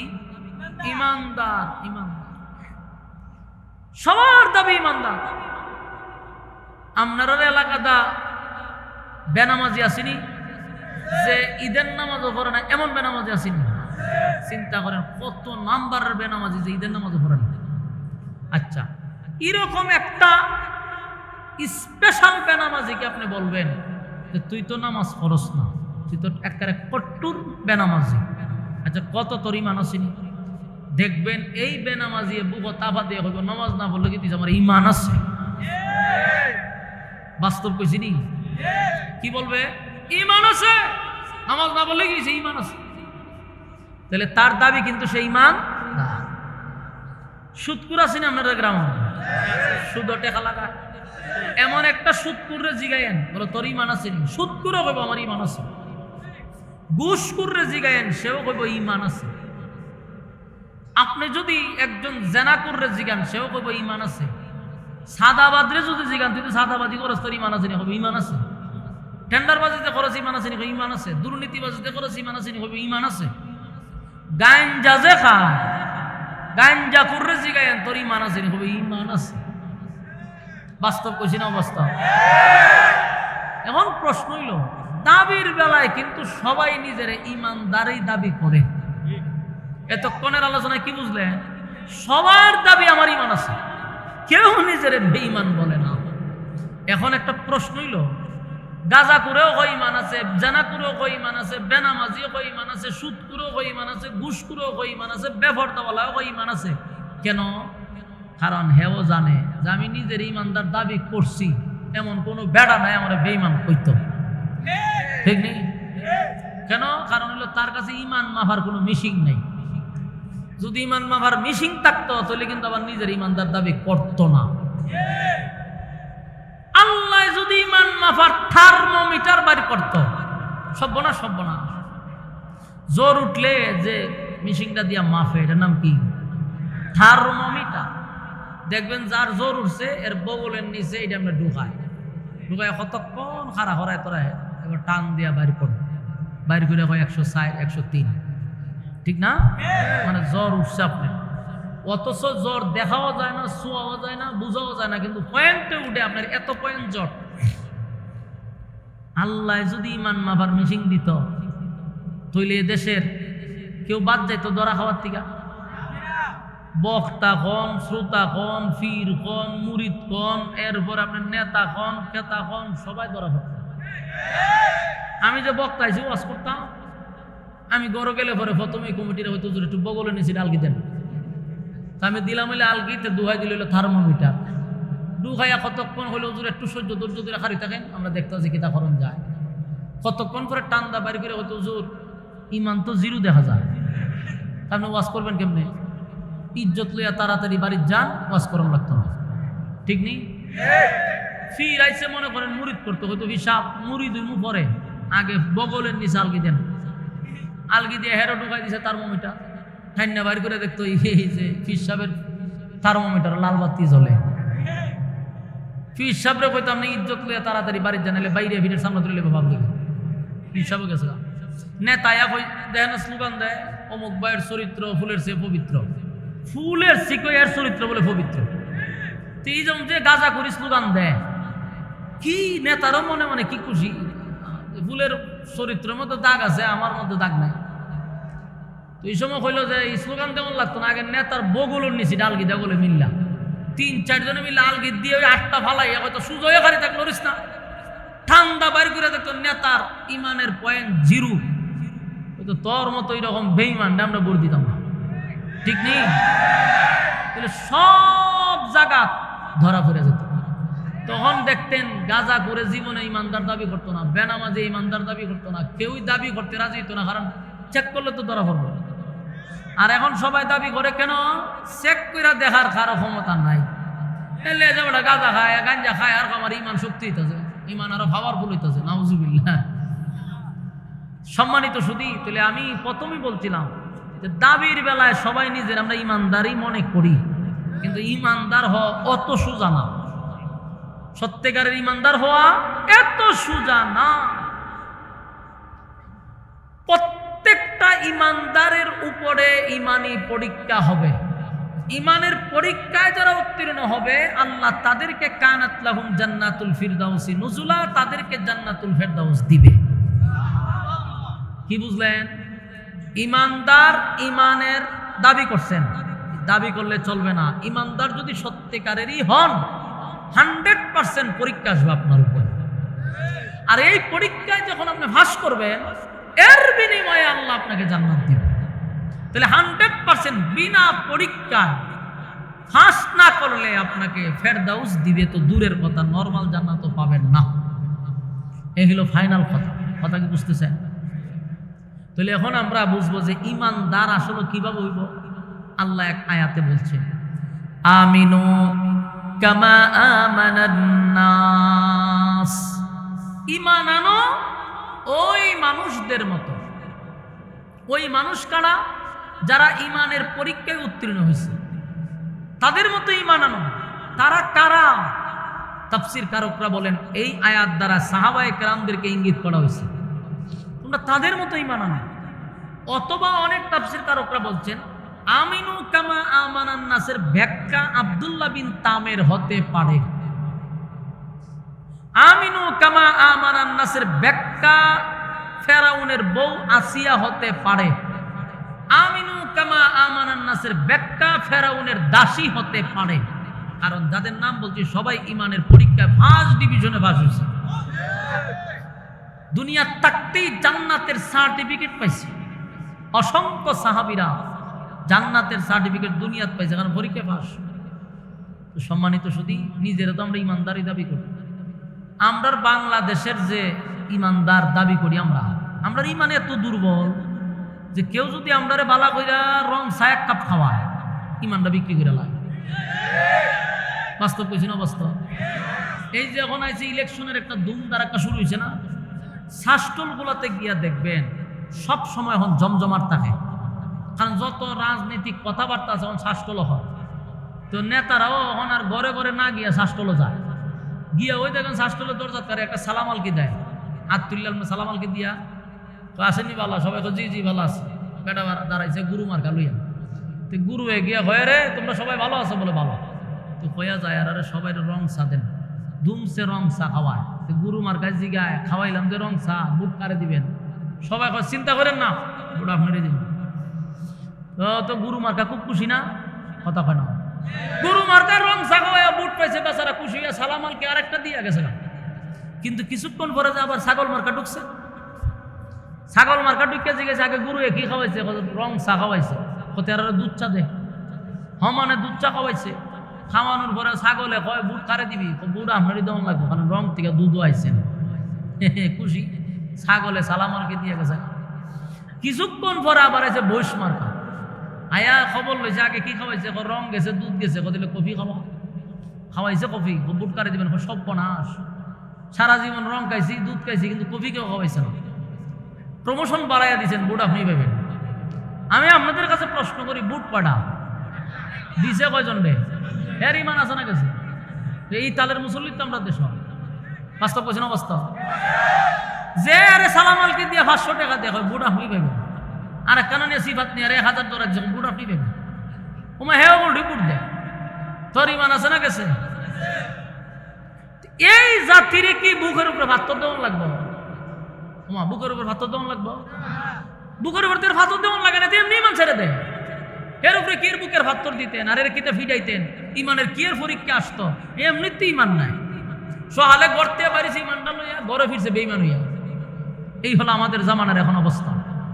বাস্তব না বাস্তব? সাহাবায়ে কেরামদের উপরে ইমানের পরীক্ষা আসছে, আমরার উপরে অনেক সময় পরীক্ষা আসে না। কেন জানেন? আমরা তো ক্লাসের ছাত্রই না। ছাত্র হইলেন না আপনার পরীক্ষা আসতো, কিন্তু ক্লাসেই ঢুকছেন না, আপনার পরীক্ষা নেবে কোন সময়? আমরা তো ইমানদারের ভিতরেই ঢুকছেন না, তাদের ইমানের পরীক্ষা আসবো কেমন? আল্লাহর আদালতে তো আপনি ইমানদারই না, এই জন্য আপনার উপরে ইমানের পরীক্ষা আসে না। যতদিন না পর্যন্ত সত্যিকারের ইমানদার না হব, ইমানের পরীক্ষা না দিব, ততদিন জান্নাতের আশা করা যাবে না। কথা বুঝতেছে? আল্লাহ বলেন আমিনু কামা আমানান নাস, ঈমান আনো ওই মানুষদের মতো যারা ঈমানের পরীক্ষা দিছে, ঈমানের পরীক্ষায় উত্তীর্ণ হয়েছে। ঈমানের পরীক্ষা আসবে, এতে কোনো সন্দেহ নাই। আমাদের উপরে ঈমানের পরীক্ষা আসবে, ঈমানের পরীক্ষায় অটল থাকতে হবে। অলরেডি অনেক পরীক্ষা আসে কিন্তু আমরা ফেল মারি। যেমন কেউ যদি নবীর বিরুদ্ধে কথা বলে, ইমানদারের ইমানি দায়িত্ব তার জীবন দিয়া, ইমানের দায়িত্ব হলো জীবন দিয়া নবীর ইজ্জত রক্ষা করা। ইমানদারের ইমানি দায়িত্ব, এটাই পরীক্ষা। যখনই দেখবেন আমার নবীকে নিয়ে কেউ গালি দেয়, কেউ প্রতিবাদ করুক আর না করুক, আমার সর্বোচ্চটা দিয়ে আমি চেষ্টা করব কোনোভাবে যেন আমার নবীর উপরে একটা আঘাত না পড়ে। কোরআনের অপমাননা যদি হয়, আমি আমার ইমানদারের ইমানি দায়িত্ব নিয়ে আমি প্রতিবাদ করব। আল্লাহকে যদি কেউ গালি দেয়, আমার দলও যদি তার পক্ষে যায়, আমি আমার ইমানের পরীক্ষা দিব, প্রয়োজনে দলের মুখে আমি থুতু দিব, এরপরে ইমান বিক্রি করব না। আমি যেই দল করি, দল যদি দলের নেতারা যদি নাস্তিকদের পক্ষ নেয়, আল্লাহরে অপমান করার পরেও যদি তার পক্ষ নেয়, আমি একজন ইমানদার হিসাবে দলের মুখে আমি প্রস্রাব করব, তারপরেও ইমান বিক্রি করব না। কেন বলেন? এটা আমার ইমান। এখানে আমি ব্যক্তি না, এটা আমার ইমানের সাথে প্রশ্ন। ইমানের ক্ষেত্রে যদি তুমি কোনো আঘাত দাও, আমি বরদাস্ত করব না। আমারে তুমি দল থেকে আঘাত করো, আমি মাইনা নিব। দলের পক্ষ থেকে আমারে গালি দাও, আমারে বঞ্চিত করো, কোনো অসুবিধা নেই, এটা পলিটিক্স। কিন্তু আল্লাহর রাসূলের সঙ্গে, কোরআনের সঙ্গে, ইসলামের সাথে কোনো পলিটিক্স চলে না। কথা কি বুঝতেছেন? আমার যুবক ভাইরা, সবচেয়ে বড় সম্পদ হলো ঈমান। সবচেয়ে বড় সম্পদ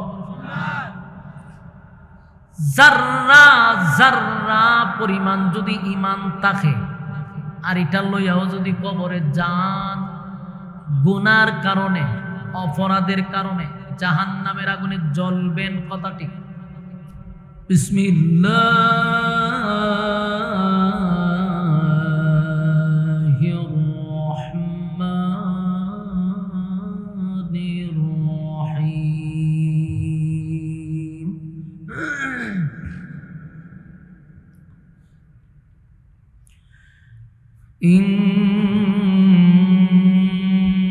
الذين آمنوا وعملوا الصالحات كانت لهم جنات الفردوس نزلا خالدين فيها لا يبغون عنها حولا قل لو كان البحر مدادا لكلمات ربي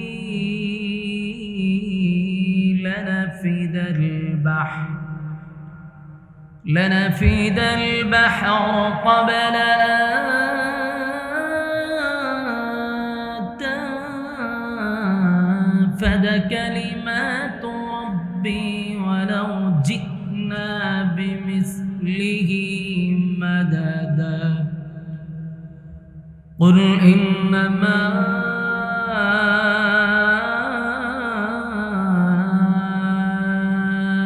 أنا بشر مثلكم يوحى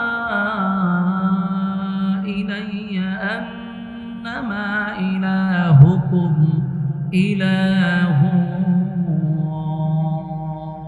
واحد فمن كان يرجو لقاء ربه فليعمل عملا صالحا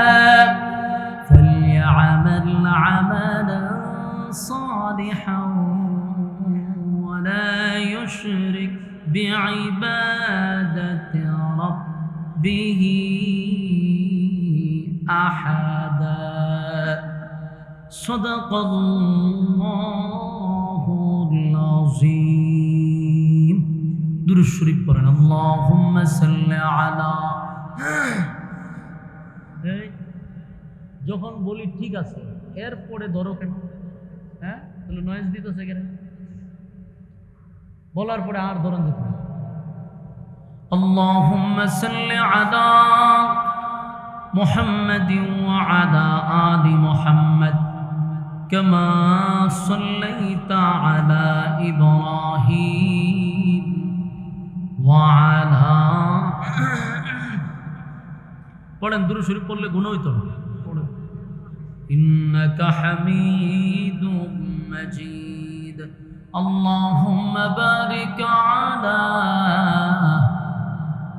মুহাম্মাদিন ওয়া আলা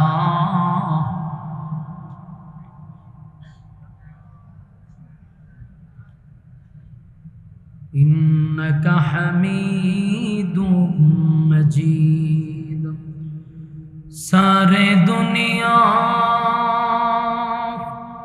तो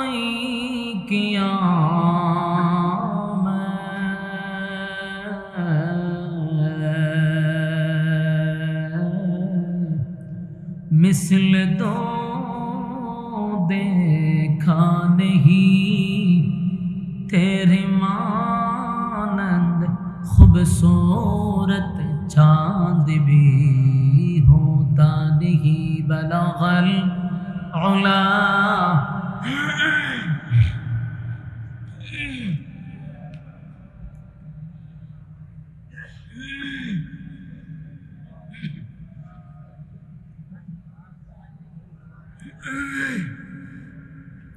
بلغ العلا بكما حسنت جميع خصاله صلوا عليه مدینہ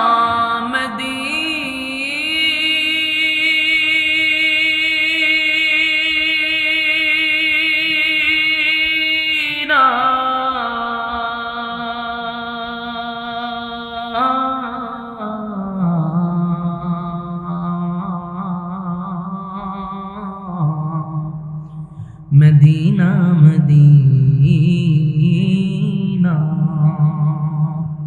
मुमिनों की गुनगुना है दीदारे मदीना आशिकों की तमन्ना है बलगल उला बिकमालिही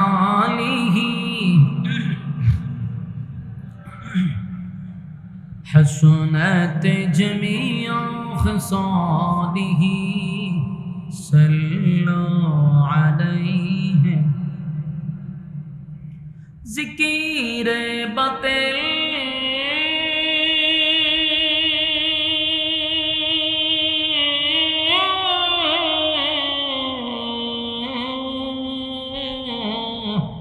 को हटा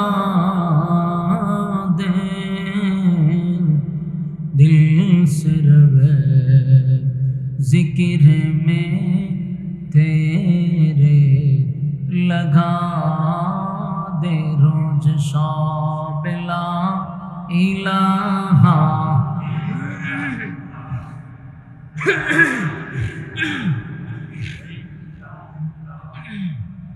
ला इलाहा जोड़े ला इलाहा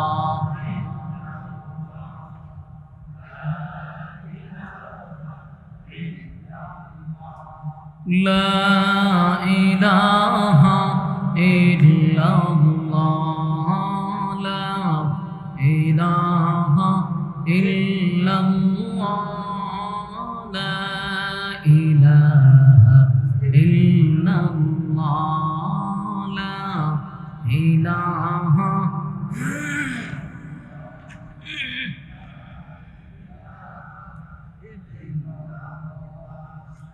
ला इलाहा इल्लल्लाह मुहम्मदुर रसूलुल्लाह सल्लल्लाहु अलैहि वसल्लम। আলহামদুলিল্লাহ কুমিল্লা জেলার অন্তর্গত চান্দিনা পুরের পাট বাইতুল আমান কেন্দ্রীয় জামির মসজিদ উদ্যোগে আয়োজিত আজকের এই ওয়াজুদার মাহফিলের সম্মানিত সভাপতি আলহাজ মোহাম্মদ কফিল উদ্দিন ভুইয়া সাহেব, আজকের মাহফিলে আরও আছেন আলহাজ মোহাম্মদ খুরশেদ আলম খাঁ, আলহাজ মোহাম্মদ ফজলুল হক ভুইয়া। আজকের মাহফিলে আমার আগে আলোচনা করেছেন অত্যন্ত গুরুত্বপূর্ণ তত্ত্ববহল আলোচনা নিয়ে এতক্ষণ আপনাদের সামনে নসিহত করেছেন বিশিষ্ট ইসলামী চিন্তাবিদ হজরত মৌলানা মুফতি ইয়াসিন আহমদ ফারুকি সাহেব দামাত বরকাতুহ, হজরত মৌলানা গোলাম মাওলা ফারুকি সাহেব, এছাড়াও অতিথিবৃন্দ মুআজ্জাজ মুকাররম হজরত উলামায়ে কেরাম, উপস্থিত আগত নৌজওয়ান তরুণ যুবক ভাইরা, মুরব্বিয়ান আযম, মাস্টারটা একটু লামান নয়ের যেতে না দেয়। মাইকের আওয়াজ যতটুকু দূরে যায়, অবস্থানরত পর্দানিশী মা ও বোনেরা সকলকে আমার অন্তরস্থল থেকে জ্ঞাপন করছি মোবারক সবটুকুন শুকরিয়া আল্লাহ সুবহান মহিয়ান গড়িয়ান সর্বশক্তিমান আল্লাহ পাকের জন্য, যিনি আমাদেরকে মুসলমানের ক্লান্তি লগ্নে ফিতনা ফাসাদের এই যুগে সুস্থতার সাথে প্রচণ্ড ঠান্ডার মধ্যে উলামায়ে কেরামদের সহবতে আসার বসার তৌফিকটুকু রব্বে করিম আমাদেরকে দিয়েছেন। শুকরিয়া আদায় করছি আলহামদুলিল্লাহ। লক্ষ কোটি দুরুদ এবং সালাম আল্লাহর সৃষ্টির প্রধান আকর্ষণ জনাবে মুহাম্মদুর রাসূলুল্লাহ সাল্লাল্লাহু আলাইহি ওয়াসাল্লামের উপর। সম্মানিত সুধী, রাস্তাঘাটে, দোকান পাটে, গ্রামে গঞ্জে, ঘরের ভিতরে মাইকের আওয়াজ যতটুকু দূরে যাচ্ছে, আমি বিনয়ের সাথে ওই সমস্ত ভাইদেরকে বলবো, হায়াতে যদি আগামীকাল পর্যন্ত বেঁচে থাকি তাহলে আড্ডা মারার, গল্প করার সুযোগ আছে না নাই? বেঁচে থাকলে আছে। আগামীকালকে আমরা গল্প করতে পারবো, রাস্তাঘাটে আড্ডা মারতে পারবো, বেহুদা সময় নষ্ট করতে পারবো যদি বেঁচে থাকি। আর আগামীকালকে যদি আমি বেঁচে থাকি কিন্তু এই মাহফিলটাতে বসতে পারবো না, বেঁচে থাকলেও মাহফিলে বসতে পারবো না।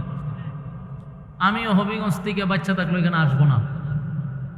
তাহলে উচিত আজকের দিন রাতটা কিছু সময়ের জন্য এই দিনই মজলিসে বসে কিছু সময় দেওয়া। হয়তোবা এটা জীবনের শেষ মাহফিলও হতে পারে। এই জন্য আমরা রাস্তাঘাটের সময় নষ্ট না করে, ঘরে বেহুদা সময় নষ্ট না করে প্যান্ডেলের ভিতরে বসে যাই। রাসূল বলেন, নাজালাত আলাইহিমুস সাকিনা, উপর থেকে সাকিনা রহমত নাজিল হয়। তাহলে রাস্তাঘাটে আমাদের জন্য নিরাপদ না, প্যান্ডেলের ভিতরটা হলো আমাদের জন্য নিরাপদ। যতক্ষণ বসা থাকবো গুনাহ হবে না, এটাই সম্ভব। প্যান্ডেলের বাহিরে গেলে গুনাহ হবে, এটাও সম্ভব। তাই গুনাহমুক্ত পরিবেশে বসছি, আলহামদুলিল্লাহ। সম্মানিত সুধী, আমি আপনাদের এখানে আজকে আসার আগে নবাবপুর আর একটা প্রোগ্রাম বাদ এশা করার কথা ছিল। জানি না কালকে ফেসবুকে কি হয়, বলা যায় না। সোশ্যাল মিডিয়ার যুগ তো, বক্তা যদি মাহফিল মিস করে তো তার 14 গোষ্ঠী উদ্ধার করে দেয়। কিন্তু বক্তা যে একটা মানুষ এটা তো বোঝা দরকার। বাংলাদেশ হলো একটা উন্নয়নের দেশ। বলুন কিসের দেশ? আমেরিকাও ফেল, এই বাংলাদেশে এত উন্নত হয়। বিগত 16 বছরে এত উন্নয়ন হয়েছে। বহির্বিশ্বে মাঝে মধ্যে আসে শুধু উন্নয়ন দেখার জন্য, আর আমাদের দেশের রাস্তাঘাট দেখার জন্য বিভিন্ন দেশ থেকে মানুষ আসে। এটা এমন একটা দেশ যে রাস্তার মধ্যে আপনি বিনোদন পাবেন, রাস্তার মধ্যে আপনি চাইলে বিভিন্ন সুইমিং পুল পাবেন, রাস্তার মধ্যে আপনি বিভিন্ন বৈচিত্র্য দেখতে পাবেন। কখনো কখনো গাড়ি উপরে উঠে অটোমেটিক, আবার কখনো নিচে নামে, কখনো ডাইনে যায়, কখনো বামে যায়। আর গাড়ির যে ভাষা অনেকে বুঝে না, আমরা বুঝি। গাড়িও কথা কয়। গাড়ি মাঝে মধ্যে আমাদেরকে বলে, হুজুর উন্নয়ন উন্নয়ন উন্নয়ন। এখন আমার বাড়ি হইল হবিগঞ্জ। হবিগঞ্জ থেকে আমি ঢাকা প্রোগ্রাম করতে পারি অল্প সময়। হবিগঞ্জ থেকে কালকে আমি মাগরিবের পরে প্রায় এশারের আগ মুহূর্তে ব্রাহ্মণবাড়িয়ার থেকে দৌড়ায় গিয়ে আমি নারায়ণগঞ্জে প্রোগ্রাম করে চলে আসছি 2টা। তো আমি বাড়ির থেকে আজকে বেরিয়েছি 2:30টার দিকে, কারণ জানি এটা কুমিল্লা আসতে হবে, তাও আবার সারা বাংলাদেশের সবচেয়ে উন্নত একটা জেলার উপর দিয়ে। এটার নাম হলো ব্রাহ্মণবাড়িয়া। এটা হলো বাংলাদেশের সবচেয়ে উন্নত এবং সবচেয়ে দামি একটা জেলা, মানে রাস্তাঘাটের দিক দিয়ে। ওটা বাংলাদেশের সবচেয়ে উন্নত রাস্তা যা আছে সব ব্রাহ্মণবাড়িয়াতে গত 16 বছরের সরকারে কইরা দিয়ে গেছে। তো এই রাস্তা দিয়ে আসতে গেলে মিনিমাম 5 ঘন্টা হাতে নিয়ে আসতে হয়, কারণ উন্নয়ন ঠেলায় আসতে হবে না। এই জন্য আমি 2:30টার সময় বাইরনির পরে বিশ্বরোড মোড়ে যে দাঁড়াইছি 1.5 ঘন্টা নাই, কোনোভাবেই আমরা উন্নয়ন ঠেলাইতে পারতেছি না। কষ্ট মষ্ট করে উন্নয়ন ঠেলায় ব্রাহ্মণবাড়ি আইসা আবার শহর দিয়া ঢুকলাম, এখানে আরো 1 ঘন্টা নাই উন্নয়ন। এরপরে আপনার ব্রাহ্মণবাড়িয়া শহর ফাইডিয়া কোনো রকম যখন আপনাদের কুমিল্লার জেলা আস্তে আস্তে শুরু হইলো, কিছু গাড়ি টানলো, কংসনগর আইয়া এখানে আবার একটা জাম আছে, বাজার লেগে থাকে, ঠেলায় এমন হয় আর আধা ঘন্টা। এই করতে করতে বাদ এশার মাহফিল তো আমার রাস্তায় শেষ। আপনারা যে আমার দাওয়াত দিছেন, 1 মাস আগ থেকে একটা প্রিপারেশন নেন, তারপরে প্রচার প্রসার করেন, কত মেহনত একটা মাহফিল করতে কমিটিরা যে কত কষ্ট করে এটা আমি বুঝি। একটা বক্তা যদি না আসে এই মাহফিলটাই শেষ। শুধু শেষ না, এলাকার মানুষে কমিটিরা কয় যে এরা বাটপার, বক্তা দাওয়াত দিছে না, আমরার কাছ থেকে কালেকশন করছি, বিভিন্ন অপবাদ তাদের সহ্য করতে হয়, এটা আমরা বুঝি। এই জন্য আমার একটা সিস্টেম কি জানেন, আমি মাহফিল যদি কারো কাছ থেকে একবার রাখি, আমি যদি সুস্থ থাকি মাহফিল মিস করি না, এটা আমার সিস্টেম। আজকে 10 বছর ধরে আমি ওয়াজ করি। যদি কমিটি ঠিক থাকে আর আমি সুস্থ থাকি, মাহফিল মিস হবে না। যদি মাহফিল মিস হয়, হয় কমিটির মধ্যে কোনো সমস্যা আছে, নাহলে অন্য কোনো ঝামেলা আছে। কিন্তু আমার ব্যক্তিগত কোনো মাহফিল আমি মিস করি না। যে আপনি আমারে দিলেন হাদিয়া, আরেকজনে দিলাইলো 1 লাখ টাকা, তা আমি আপনার টাকা একটা আরেকখানে রাখুন, এই ধর্ম আমার নাই। 20 লক্ষ কেড়ে যদি প্রধানমন্ত্রীও ফোন দেয়, আমি মাহফিল ক্যান্সেল করি না। এই নীতির উপরে আসি বিদায় অল্প বয়সে 64 জেলা ঘোরার বাকি নাই, খালি বাংলাদেশ না বাহিরেও প্রোগ্রাম করি। তো সুতরাং কারণ একটা মাহফিল করতে গিয়া কমিটি টেকা চাইলে টেকাও দেয়, কিন্তু যদি মাহফিলটা মিস হয়, এরা যে অভিশাপটা দেয়, এই অভিশাপটা একটা বক্তা ধ্বংস হওয়ার জন্য যথেষ্ট। এই জন্য ভাই আমি মাহফিল মিস করি না, আমার ভয় লাগে যে মানুষ অভিশাপ। আল্লাহ জানে কালকে ফেসবুকে খিতায় কমিটিরে কইছি যে আল্লাহ হাজির নাজির রেখে কইছি, আপনি ভিডিও কল দেন, আমি কই আছি দেখেন। আমি তো আগাইতে পারতেছি, আপনাদের প্রোগ্রামে গেলে এই প্রোগ্রাম মিস হইতো আজকে। সব মিলাইয়া পরে শান্ত হইয়া আপনাদের মাহফিল আইসা পড়ছে। তো আমি আমার জায়গার থেকে কথাগুলো ক্লিয়ার করলাম, কারণ সমালোচনা তো কেউ করতে এখন আর কারো কাছ থেকে অনুমতি চায় না। সবার একটা একটা ফেসবুক আছে, নিজেরাই সাংবাদিক, কথা বুঝতেছেন না? নিজেই সাংবাদিক, নিজেই সব কিছু লেখতে কারো কাছ থেকে অর্ডার লাগে না, লেখা। এই জন্য আমি সোশ্যাল মিডিয়ার যারা লেখালেখি করেন তাদের কাছে বিষয়গুলা স্পষ্ট করলাম। সম্মানিত সুধী, যাই হোক, আপনাদের এখানে আসছি, আল্লাহ আনাইছে, আপনারাও আগ্রহের সহিত বসছেন। উপস্থিতি যেমনই হোক, যারাই আসছেন সকলেই মহব্বত করে আসছেন কোরআনের কথা শোনার জন্য, ঠিক না? আল্লাহ আপনাদেরকে মোনাজাত পর্যন্ত ধৈর্যের সাথে কথাগুলি শ্রবণ করার তৌফিক দান করুক। মোনাজাত পর্যন্ত সবাই থাকবেন, এরকম একটা নিয়ত করে হাত তুলেন তো দেখি। আতলামায় আমি দেখতাম যে একটু সারে বলতে ঘুরা, মাশাআল্লাহ সবাই তুলছে কিনা বলেন ইনশাআল্লাহ। মোনাজাত পর্যন্ত এদিন ইনশাআল্লাহ কবার সময় আতলা মারিছে অনেকে, এতে তো লক্ষণ খুব খারাপ। হাত তুললে এখন ইনশাআল্লাহ মোনাজাত পর্যন্ত আসি আতলামান। এখন ওয়াদা বরখেলাপ পড়া হইল মুনাফিকের খাসলত, কথা হয় না দি? ওয়াদা বরখেলাপ পড়া মুনাফিকের খাসলত। এখন আপনারা যে হাত তুললে ওয়াদা করলেন থাকবেন, যদি কেউ উঠতে যান কি হয়ে যাইব? তা আমি বলবো কে যায়, সবাই স্লোগান দিবেন যে মুনাফিক যায়, ইজ্জত থাকবো নি? এখন আপনি উঠলেও আপনার ইজ্জত থাকতো না, স্লোগান দেওয়া শুরু হয়ে যাবো। আর আমিও আপনাদেরকে বিরক্ত লাগাবো এরকম ওয়াজও করতাম না, যে শুরু করছে হুজুরে আর শেষ করবো, এরকম বিরক্ত আমি লাগাই না। আপনাদের ধৈর্যের ভিতরে আলোচনা শেষ হবে, কিন্তু উঠতে পারতেন না ইনশাআল্লাহ। 2 নম্বর হলো কোনো গিচ্ছা কাহিনী আপনাদেরকে বসায় আমি করব এরকম মন মানসিকতা নাই, এরকম ওয়াজ আমি জীবনে করছিও না। কোনো গিচ্ছা কাহিনী কাল্পনিক গল্প আমি ওয়াজে বলছি কিনা আমার স্মরণ নেই, কারণ মানুষ আরামের ঘুম হারাম পড়ে। দুনিয়ার সব কাজকর্ম বাদ দিয়ে বসে একজন আলোচকের জবান থেকে কিছু কথা শোনার জন্য আপনি শুরু করে দিলেন এই গিচ্ছা। আপনি গিচ্ছা শুনবার লাগে নি, বেচারা রাত্রে ঘুম হারাম করছে। এই জন্য কথা হবে কোরআন থেকে। কোরআন কথা হবে তো কোরআনের কথা শুনতে হয় মনোযোগ দিয়া। মনোযোগ আছেন আপনারা? মাশাআল্লাহ। সম্মানিত সুধী, আমি আপনাদের সামনে সূরা কাহাফের একেবারে শেষ অংশটুকু তেলাওয়াত করছি। এই আয়াতগুলিকে সামনে রেখে আমি আপনাদের সামনে কিছু কথা উপস্থাপন করতে চাই। আল্লাহ রাব্বুল আলামিন যেন বলনেওয়ালাকে, শুননেওয়ালাকে শ্রবণ করার আপনাদেরকে তৌফিক দান করুক, বলনেওয়ালাকে বলার তৌফিক দান করুক। আমি যে আয়াতগুলি আপনাদের সামনে পড়ছি, এই আয়াতগুলির মধ্যে আল্লাহ রাব্বুল আলামিন আমাদেরকে শর্ত দিছে। তো শর্তটা কি দিছে এটা একটু পরে বলি। আগে আমি আপনাদের কাছে জানতে চাই, আপনারা যে এখানে আসছেন কিসের জন্য আসছেন? اللهم صل على محمد وعلى آل محمد كما صليت على إبراهيم إنك حميد مجيد। সবাই দোয়া শরীক হই। আলহামদুলিল্লাহি রাব্বিল আলামিন والصلاة والسلام على سيد الأنبياء والمرسلين وعلى آله وصحابه أجمعين। রব্বুল আলামিন আল্লাহ গভীর রাত হয়ে গেল, নুজুলে রহমতের সময়।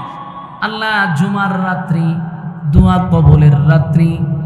আল্লাহ সাদা সাদা দাড়িওয়ালা মুরব্বীদেরকে নিয়ে হাত বাড়াইছি, হাজী সাহেবদেরকে নিয়ে হাত বাড়াইলাম, নওজোয়ান আমার তরুণ যুবক ভাইদেরকে নিয়ে হাত বাড়াইলাম, পর্দার আড়ালে মা বোনদেরকে নিয়ে হাত বাড়াইলাম, জাতির শ্রেষ্ঠ সন্তান হযরত উলামায়ে কেরামদেরকে নিয়ে হাত বাড়াইলাম।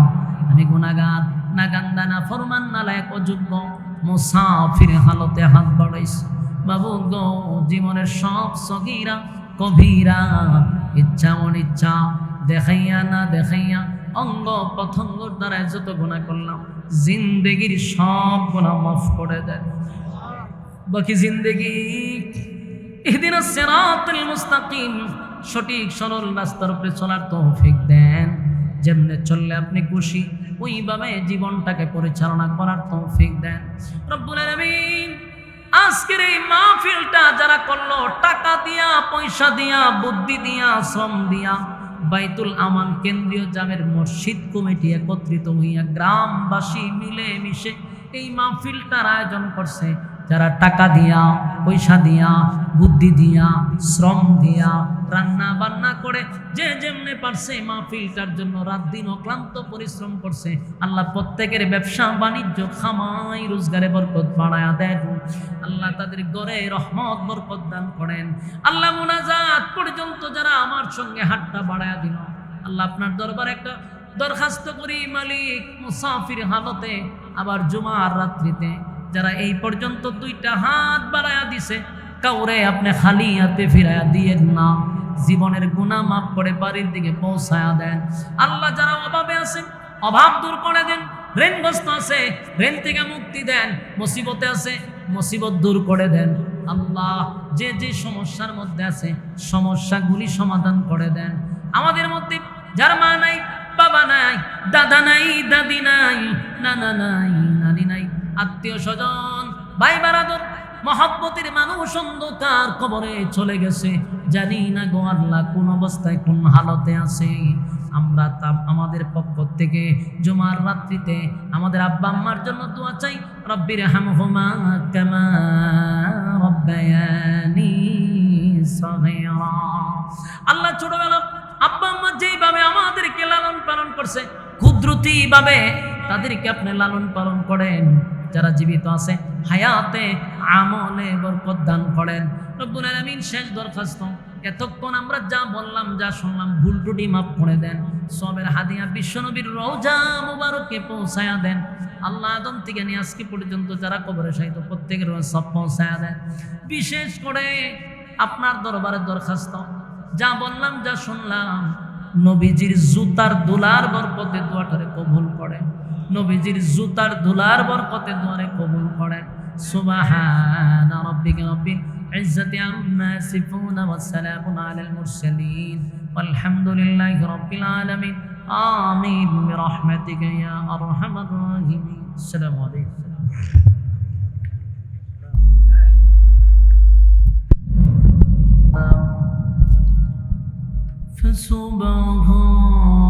فسبحان الذي لا يحصى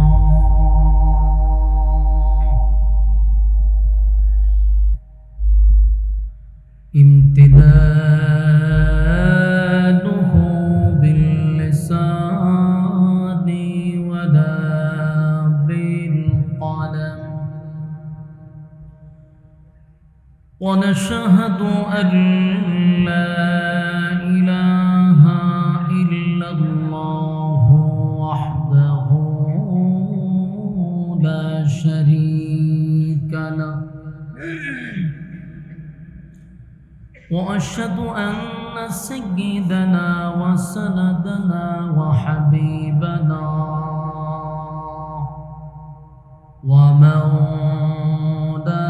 ومولانا محمدا عبد الله ورسوله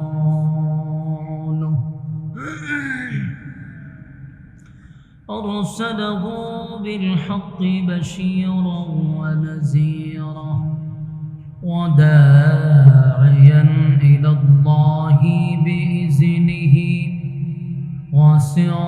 وسراجا منيرا